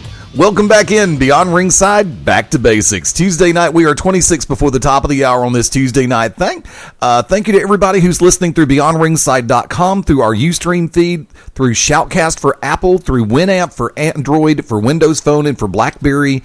And thank you to everybody who is now listening to us on TuneIn Radio. Thank you very much. Great to be on board with TuneIn Radio, TuneIn.com, as well as their mobile app. It's expanding, and we appreciate every moment of it. Fast Eddie Lane, host and moderator, live from Studio 1, in from the C&E Studios, the Cause and Effect, Robert Cosper. What's up, man? Thanks for having me on. And live from Bohemian Grove, USR, or USA, or USB, or somewhere that's 160 proof right now, the Oracle of Ominous, the Wicked Nemesis. Not even 160 proof. Not tonight? Not tonight, sir. Saving that for tomorrow, huh? No, I'm not doing, no. Absolutely not. I saw how things wound down last week. No more. For everybody listening in through TuneIn and the various apps that are available, please take a moment, check out BeyondRingside.com, which is our home site, and you will see the full broadcast calendar for all of the shows that take place live here on the Beyond Ringside Network, Beyond Ringside Radio Network, BeyondRingside.com, and every other place that we've got going on right now. Our primary chat room is located at BeyondRingside.com, so for everybody listening in through Ustream, thank you. We do appreciate it. If there's a comment you'd like to make, please drop over to .com. Be more than happy to check it out. Love to hear I would love to see what's on your mind tonight. I want to say something really quick, Eddie. I want to say congratulations, sir. It used to just be Beyond Ringside. When I first got on this, it was just Beyond. Now you have Cause and Effect. You have Beyond Ringside. You have Wrestle Rage. You have... To be determined. To be determined. Well, I was going to save that for last because it was mine. You have Back to Basics. You have the Saturday Showcase, which I know you guys have some jazzy name for. And you have the Midnight Black Mass and the To Be Determined show. So congratulations for building a radio network. And all the BeyondCasts that go up are because of you and Cosper. So thank you, guys. That doesn't get said enough. It's appreciated. Thank you, brother. From the bottom of my heart, thank you. And I want to take a moment on this Mutual Admiration Association moment to sit back and go to everybody who comes on board. Reverend Dan Wilson, the Midnight Black Mass, Smart Rage and Stan over at Wrestle Rage, the Hitman Big Daddy Cool, Ryan Adcock, Mark Mabo Bowman over at Beyond Ringside Live, Stuart Couch, Mad Dog Dan Sawyer, the Grand Design, Clyde Braddock, everybody who's up and down the network on the different shows. I appreciate what everybody does as far as the content, the conversation, the attitude, and also just helping to try to get the word out and helping to keep everything entertaining. I mean, I know it sounds cheesy. I know it sounds corny. I know it sounds canned, but guess what? That's me. F off. Now, that's the easy way to say it. Hashtag hell damn ass. There you go. You have to listen to get it. When we left, we were actually talking about Robin Williams and what his passing and what his life has meant to all of us here on our family of shows. And Cosper, I said I was going to toss right over to you, and the floor is yours, brother. Robin Williams, what's on the brain?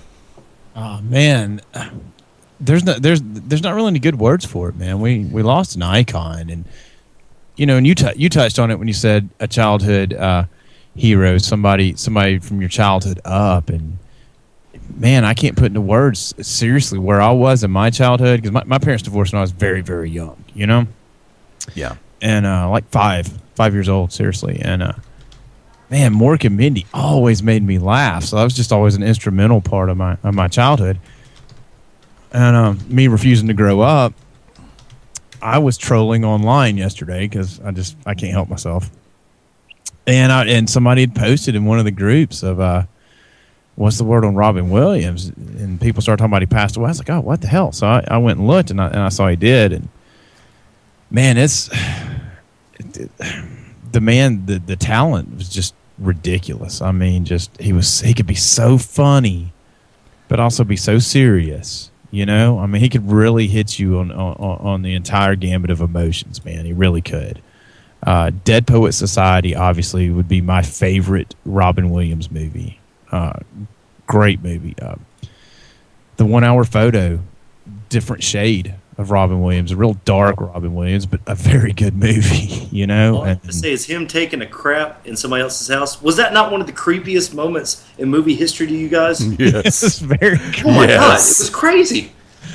And then you have all the kid movies he did. Because, I mean, kids love the man. You know? You have all the different movies he did for them. And you read all... Yeah, excellent movie. I love that movie. And that's one that a lot of people don't like, is toys. Like, when it comes to kids, you know, he did robots. Yeah. He did Bicentennial Man. Yeah, all that. Yeah. Jumanji. And I forgot about that. I've only watched it almost as many times as I've watched Smokey and the Bandit, and I keep forgetting Jumanji.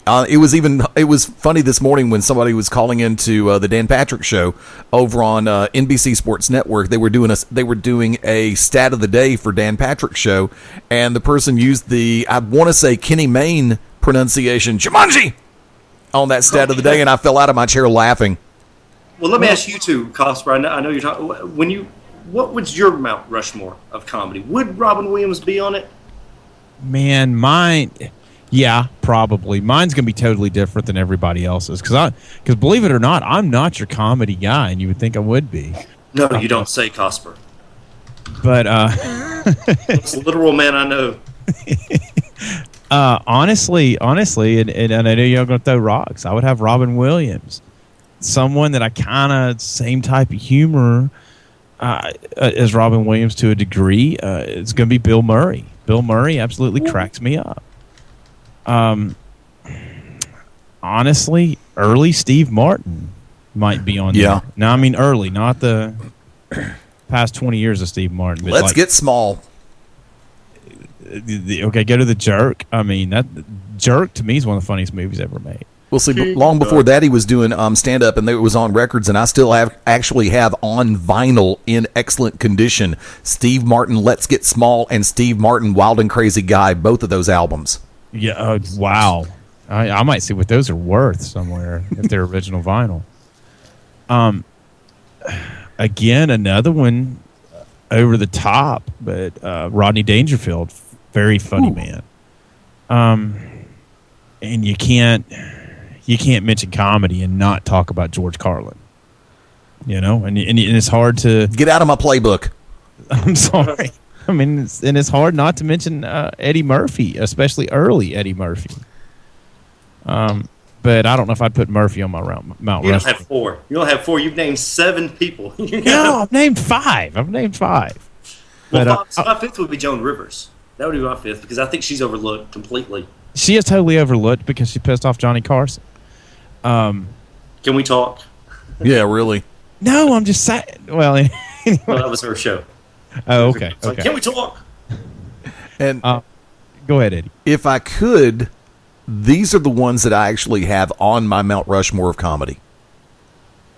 George Carlin. Yes. Lenny Bruce. Yes. Richard Pryor. Yes. And Abbott and Costello. See, we have the same one, except I put Cosby on there. Cosby deserves to be on anybody. I mean, that's the first round. That's the first ballot Hall of Famer on anybody's, including mine.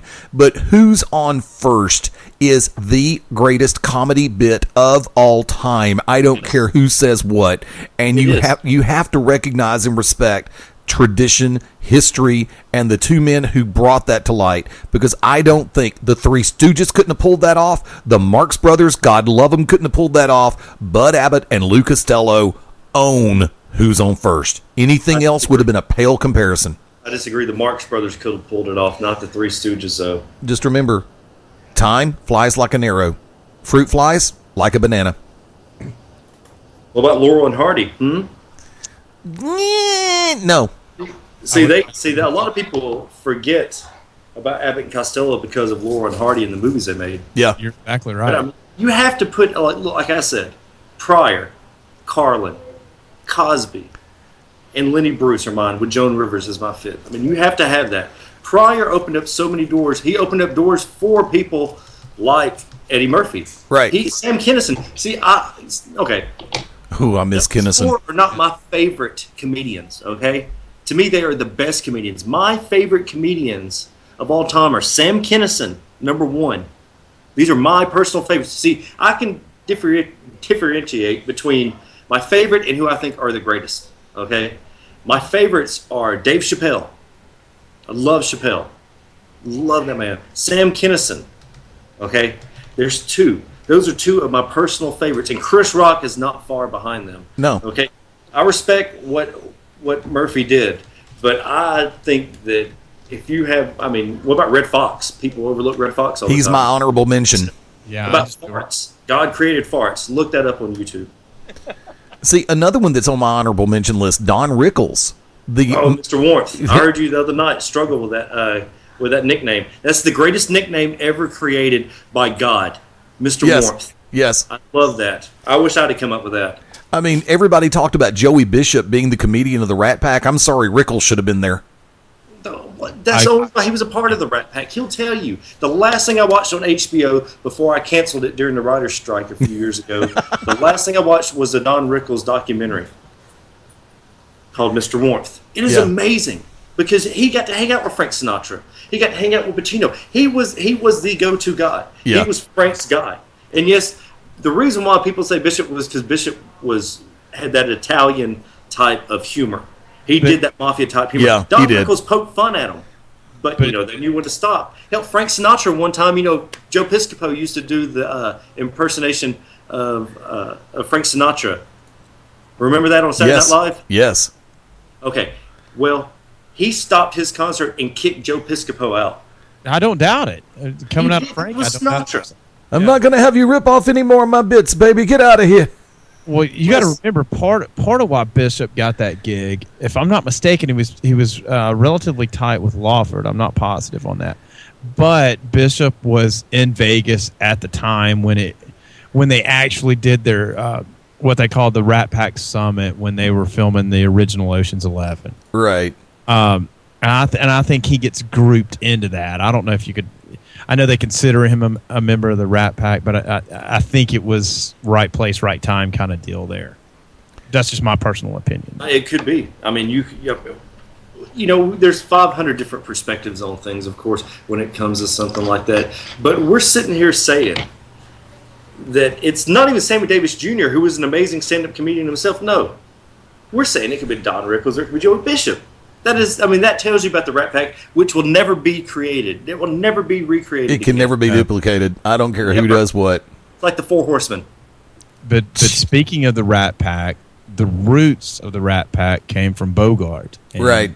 We'd be remiss to not mention that Lauren Bacall passed away today also. That was on the way to that, but before I said anything about that, I wanted to ask you if you'd wrapped up, to go back and revisit and wrap up what you were thinking about Robin Williams.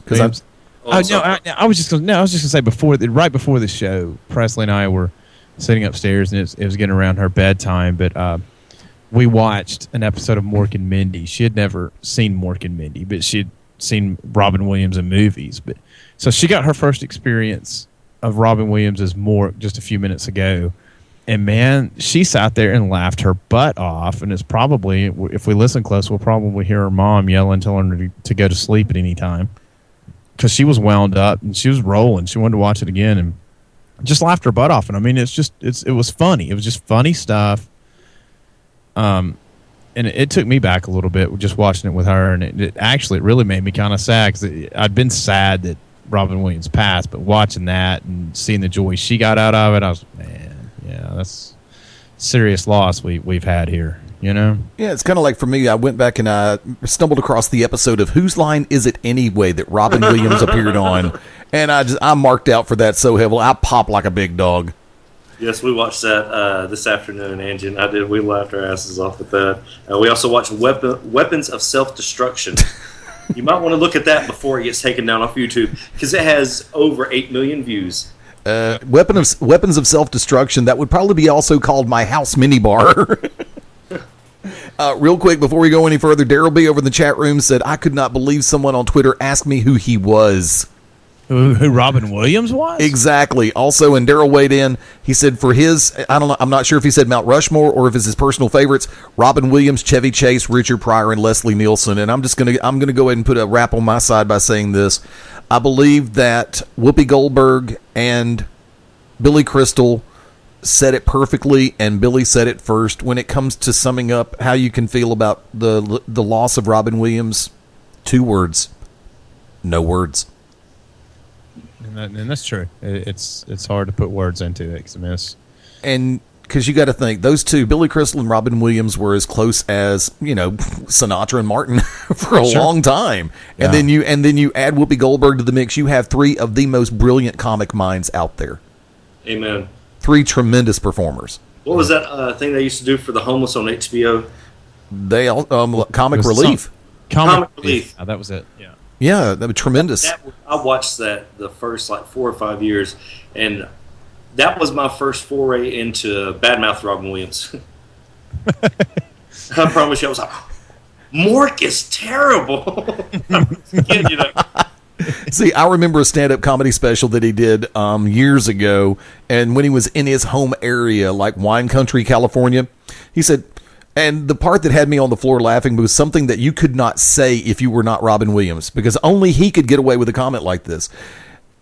People think that that's a rainbow going over the entry into Sonoma County. It's not a rainbow. It's an ethnic detector.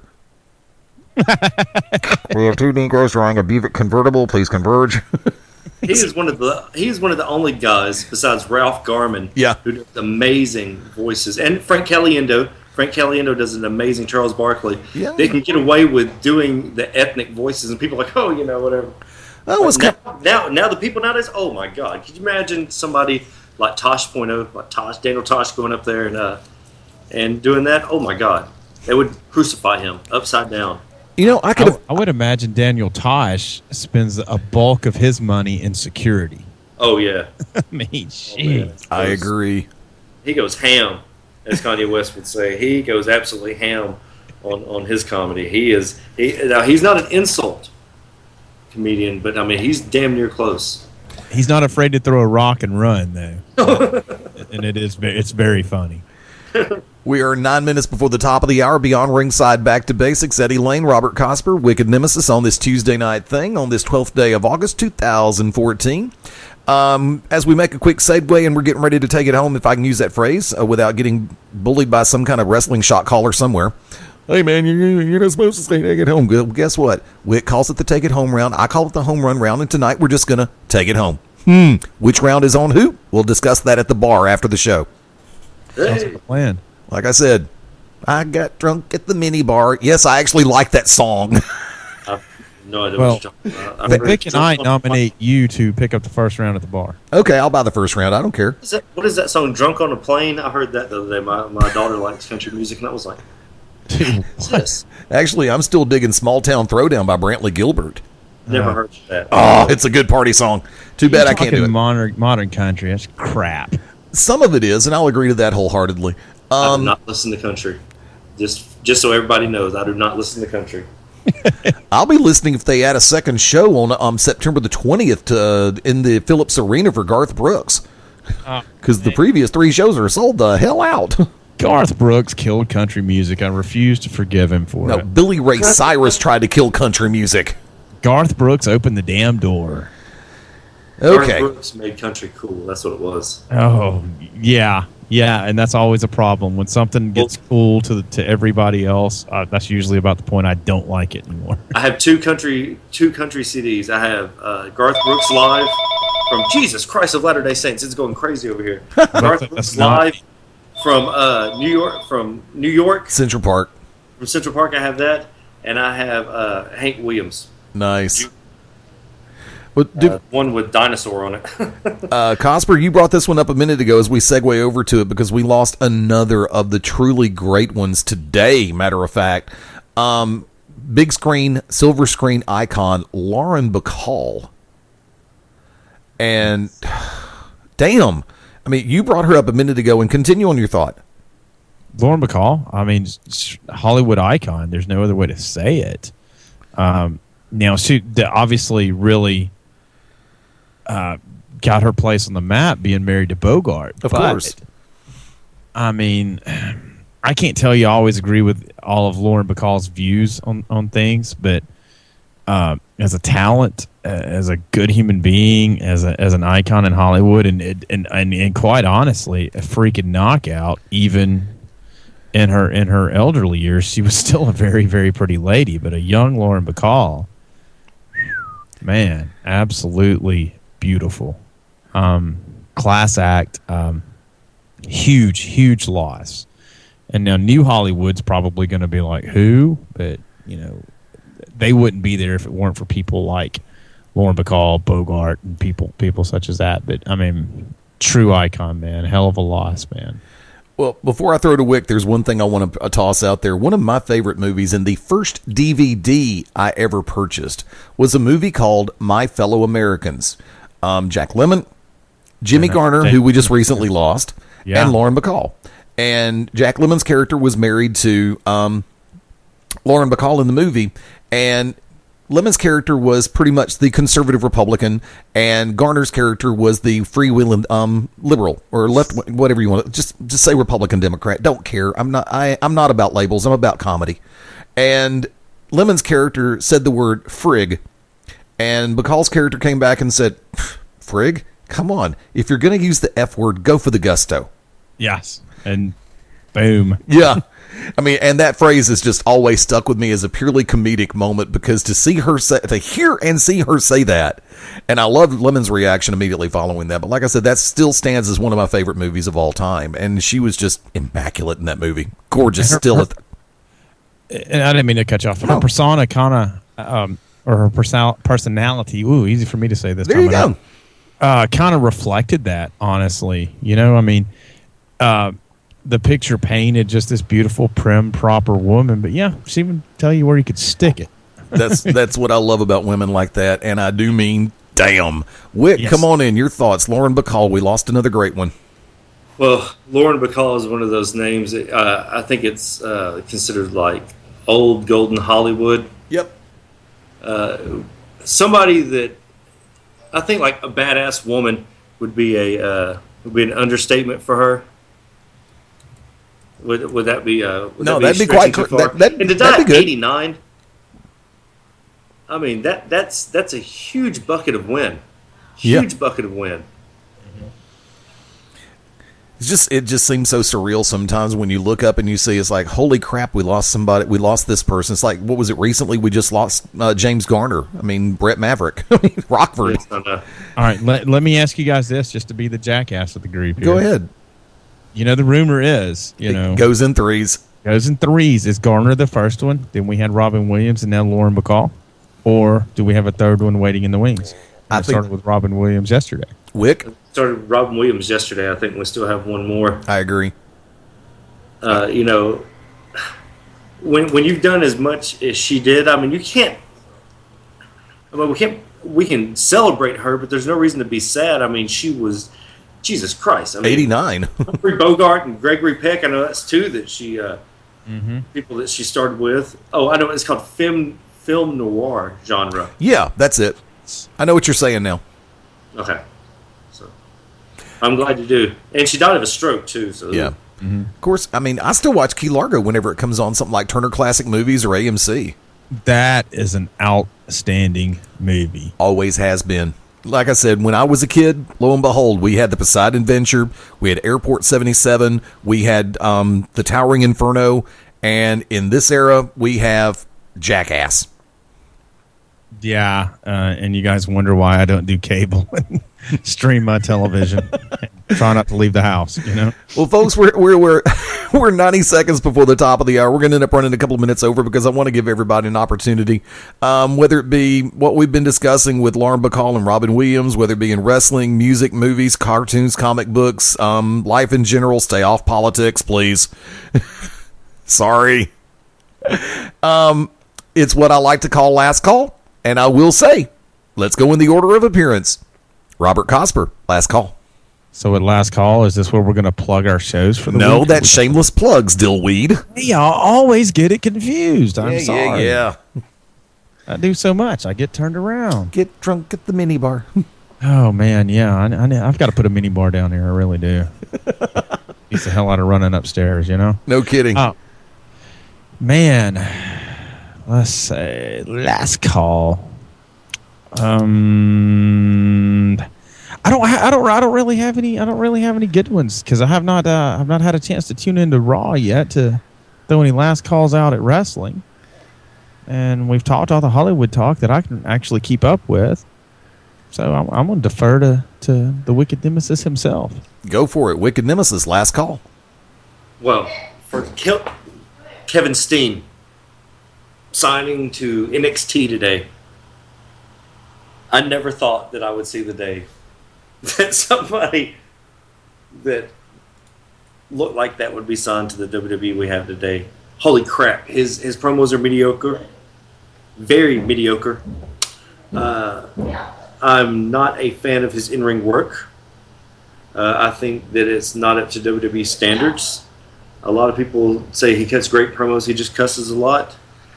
Well, I mean, I've seen a few good promos, but if you can count how many good promos you have or how many great promos you have, then something's wrong. That's like counting how many black friends you have.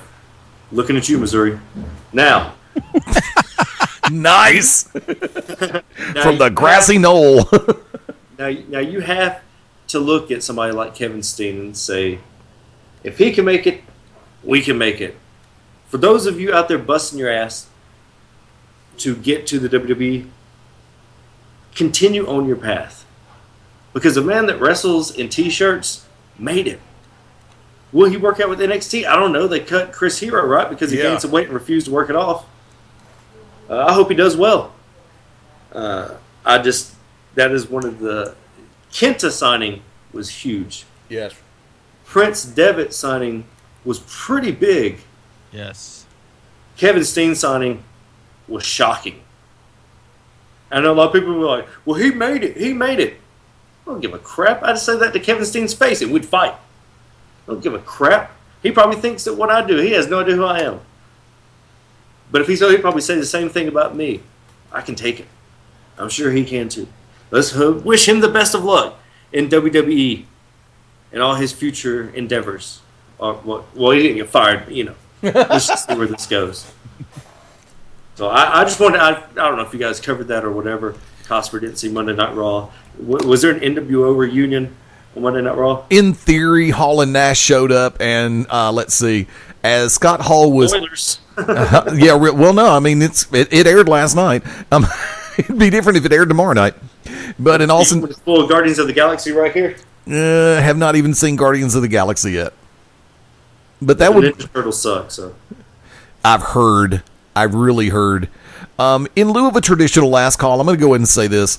For those who tuned in Seg 1 this evening, you had a chance to hear from the King of Florida, the current vintage heavyweight champion, Francisco Chiazzo, the leader, part of the Circle of Disrespect.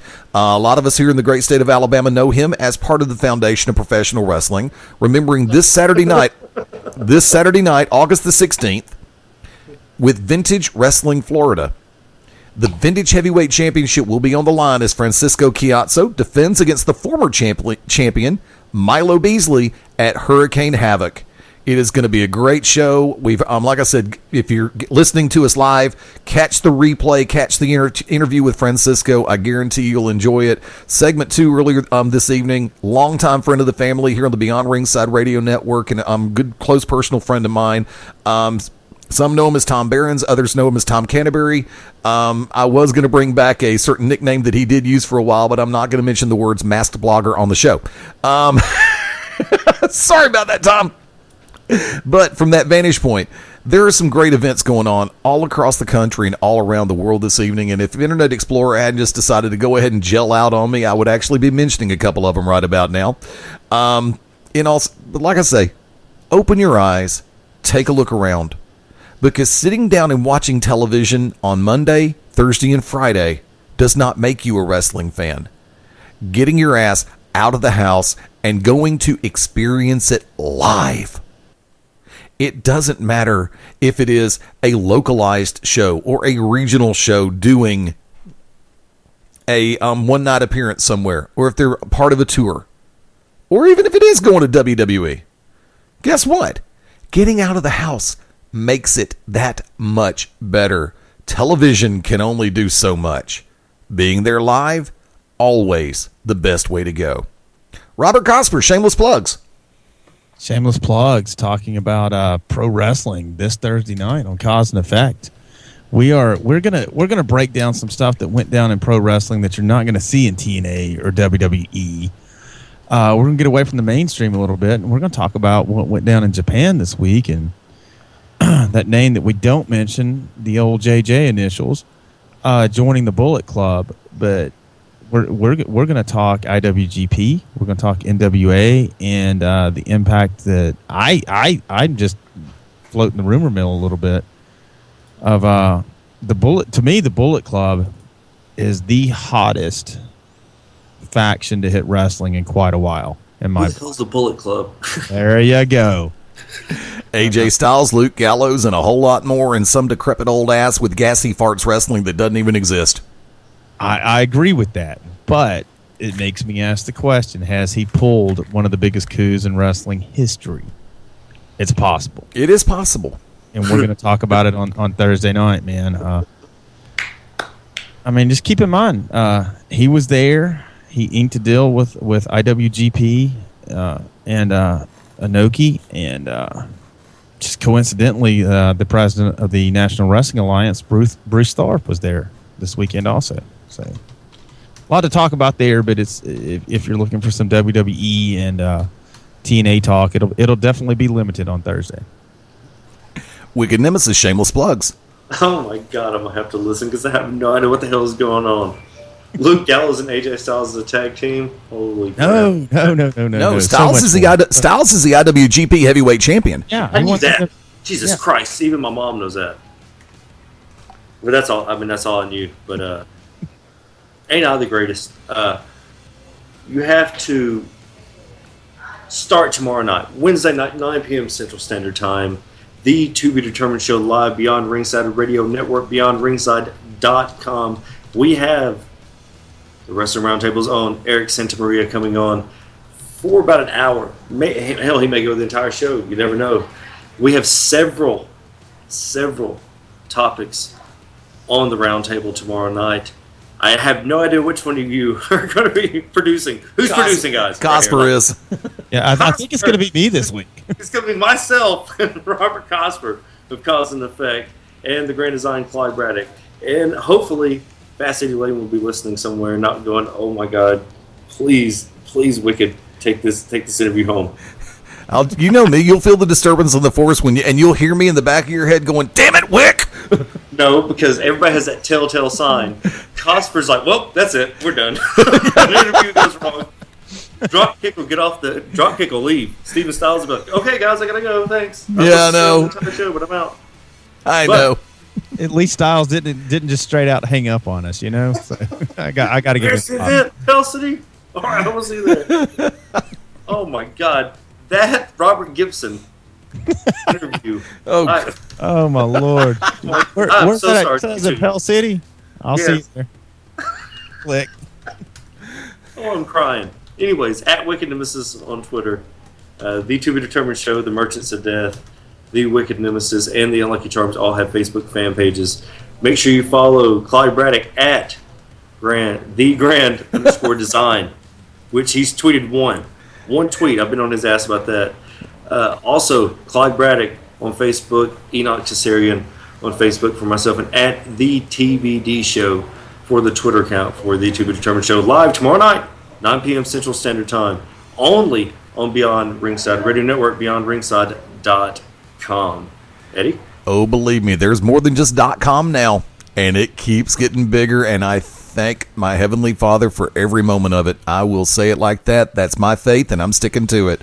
First off, you heard tomorrow night, To Be Determined show, 10 p.m. Eastern, 9 p.m. Central. Cost and Effect Thursday night radio throwdown, Thursday, 8 p.m. Eastern, 7 p.m. Central. Saturday morning, 11 a.m., 10 a.m. Central.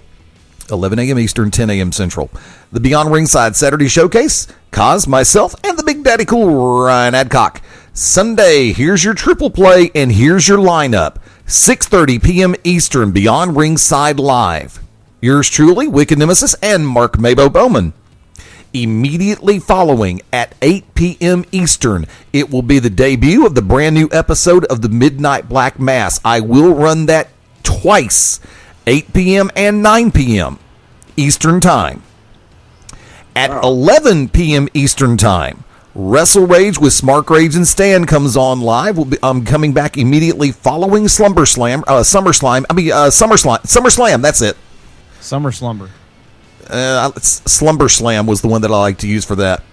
So definitely check it out. And, of course, Beyond Ringside Back to Basics will be back this coming Tuesday night, 1 week from tonight, 9 p.m. Eastern, 8 Central.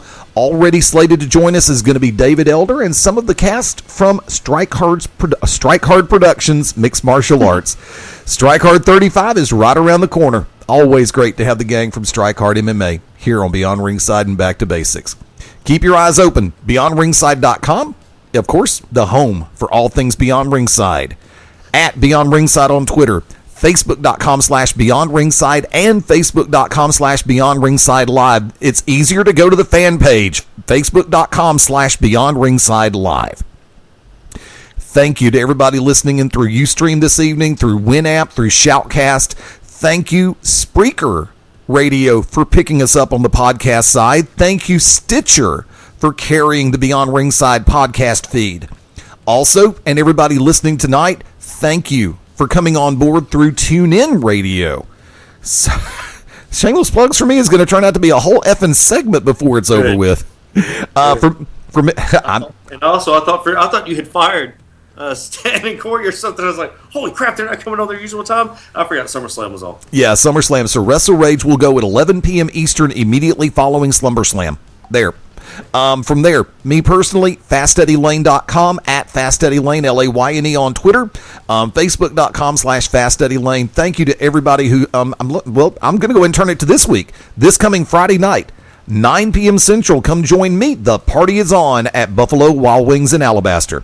Looking forward to it. It's going to be a great time and then some. Real quick, before we run, I want to throw a very special shout out to some of my new best friends up at Earth Fair in Hoover. If you have the want, the need, and the desire to live and eat a little bit more healthy, check them out. Earth Fair, right in the Galleria area, just off Highway 150 in Hoover, Alabama. I will tell you this. I went by this past Saturday. They had a wine and cheese tasting. Oh, fat man happy. And that's the best way I can say it. They had some great prices. The staff has been tremendous, and I look forward to going back. I don't know the date, but guys, I'll tell you this. The second Saturday in September, they will have a beer tasting.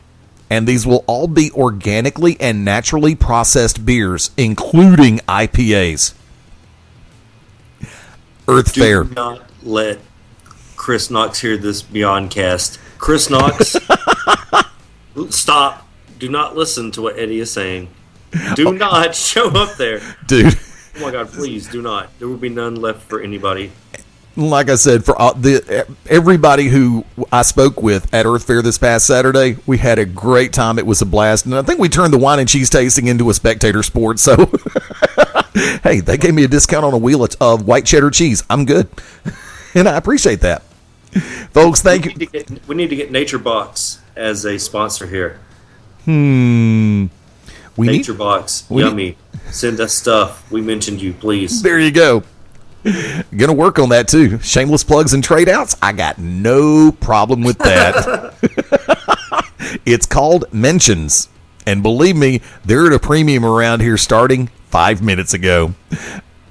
Thank you again for hanging out. Daryl B, always a pleasure. Sudbury Boy, thank you for coming in earlier. Hinton, glad to see you in the chat tonight. Until next time, folks, we're going to call it a day at the Radio Ranch for the Cause and Effect, Robert Cosper. Over and out.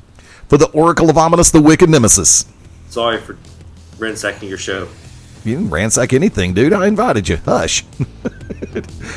If I thought you were ransacking, I would have gone, damn it, Wick!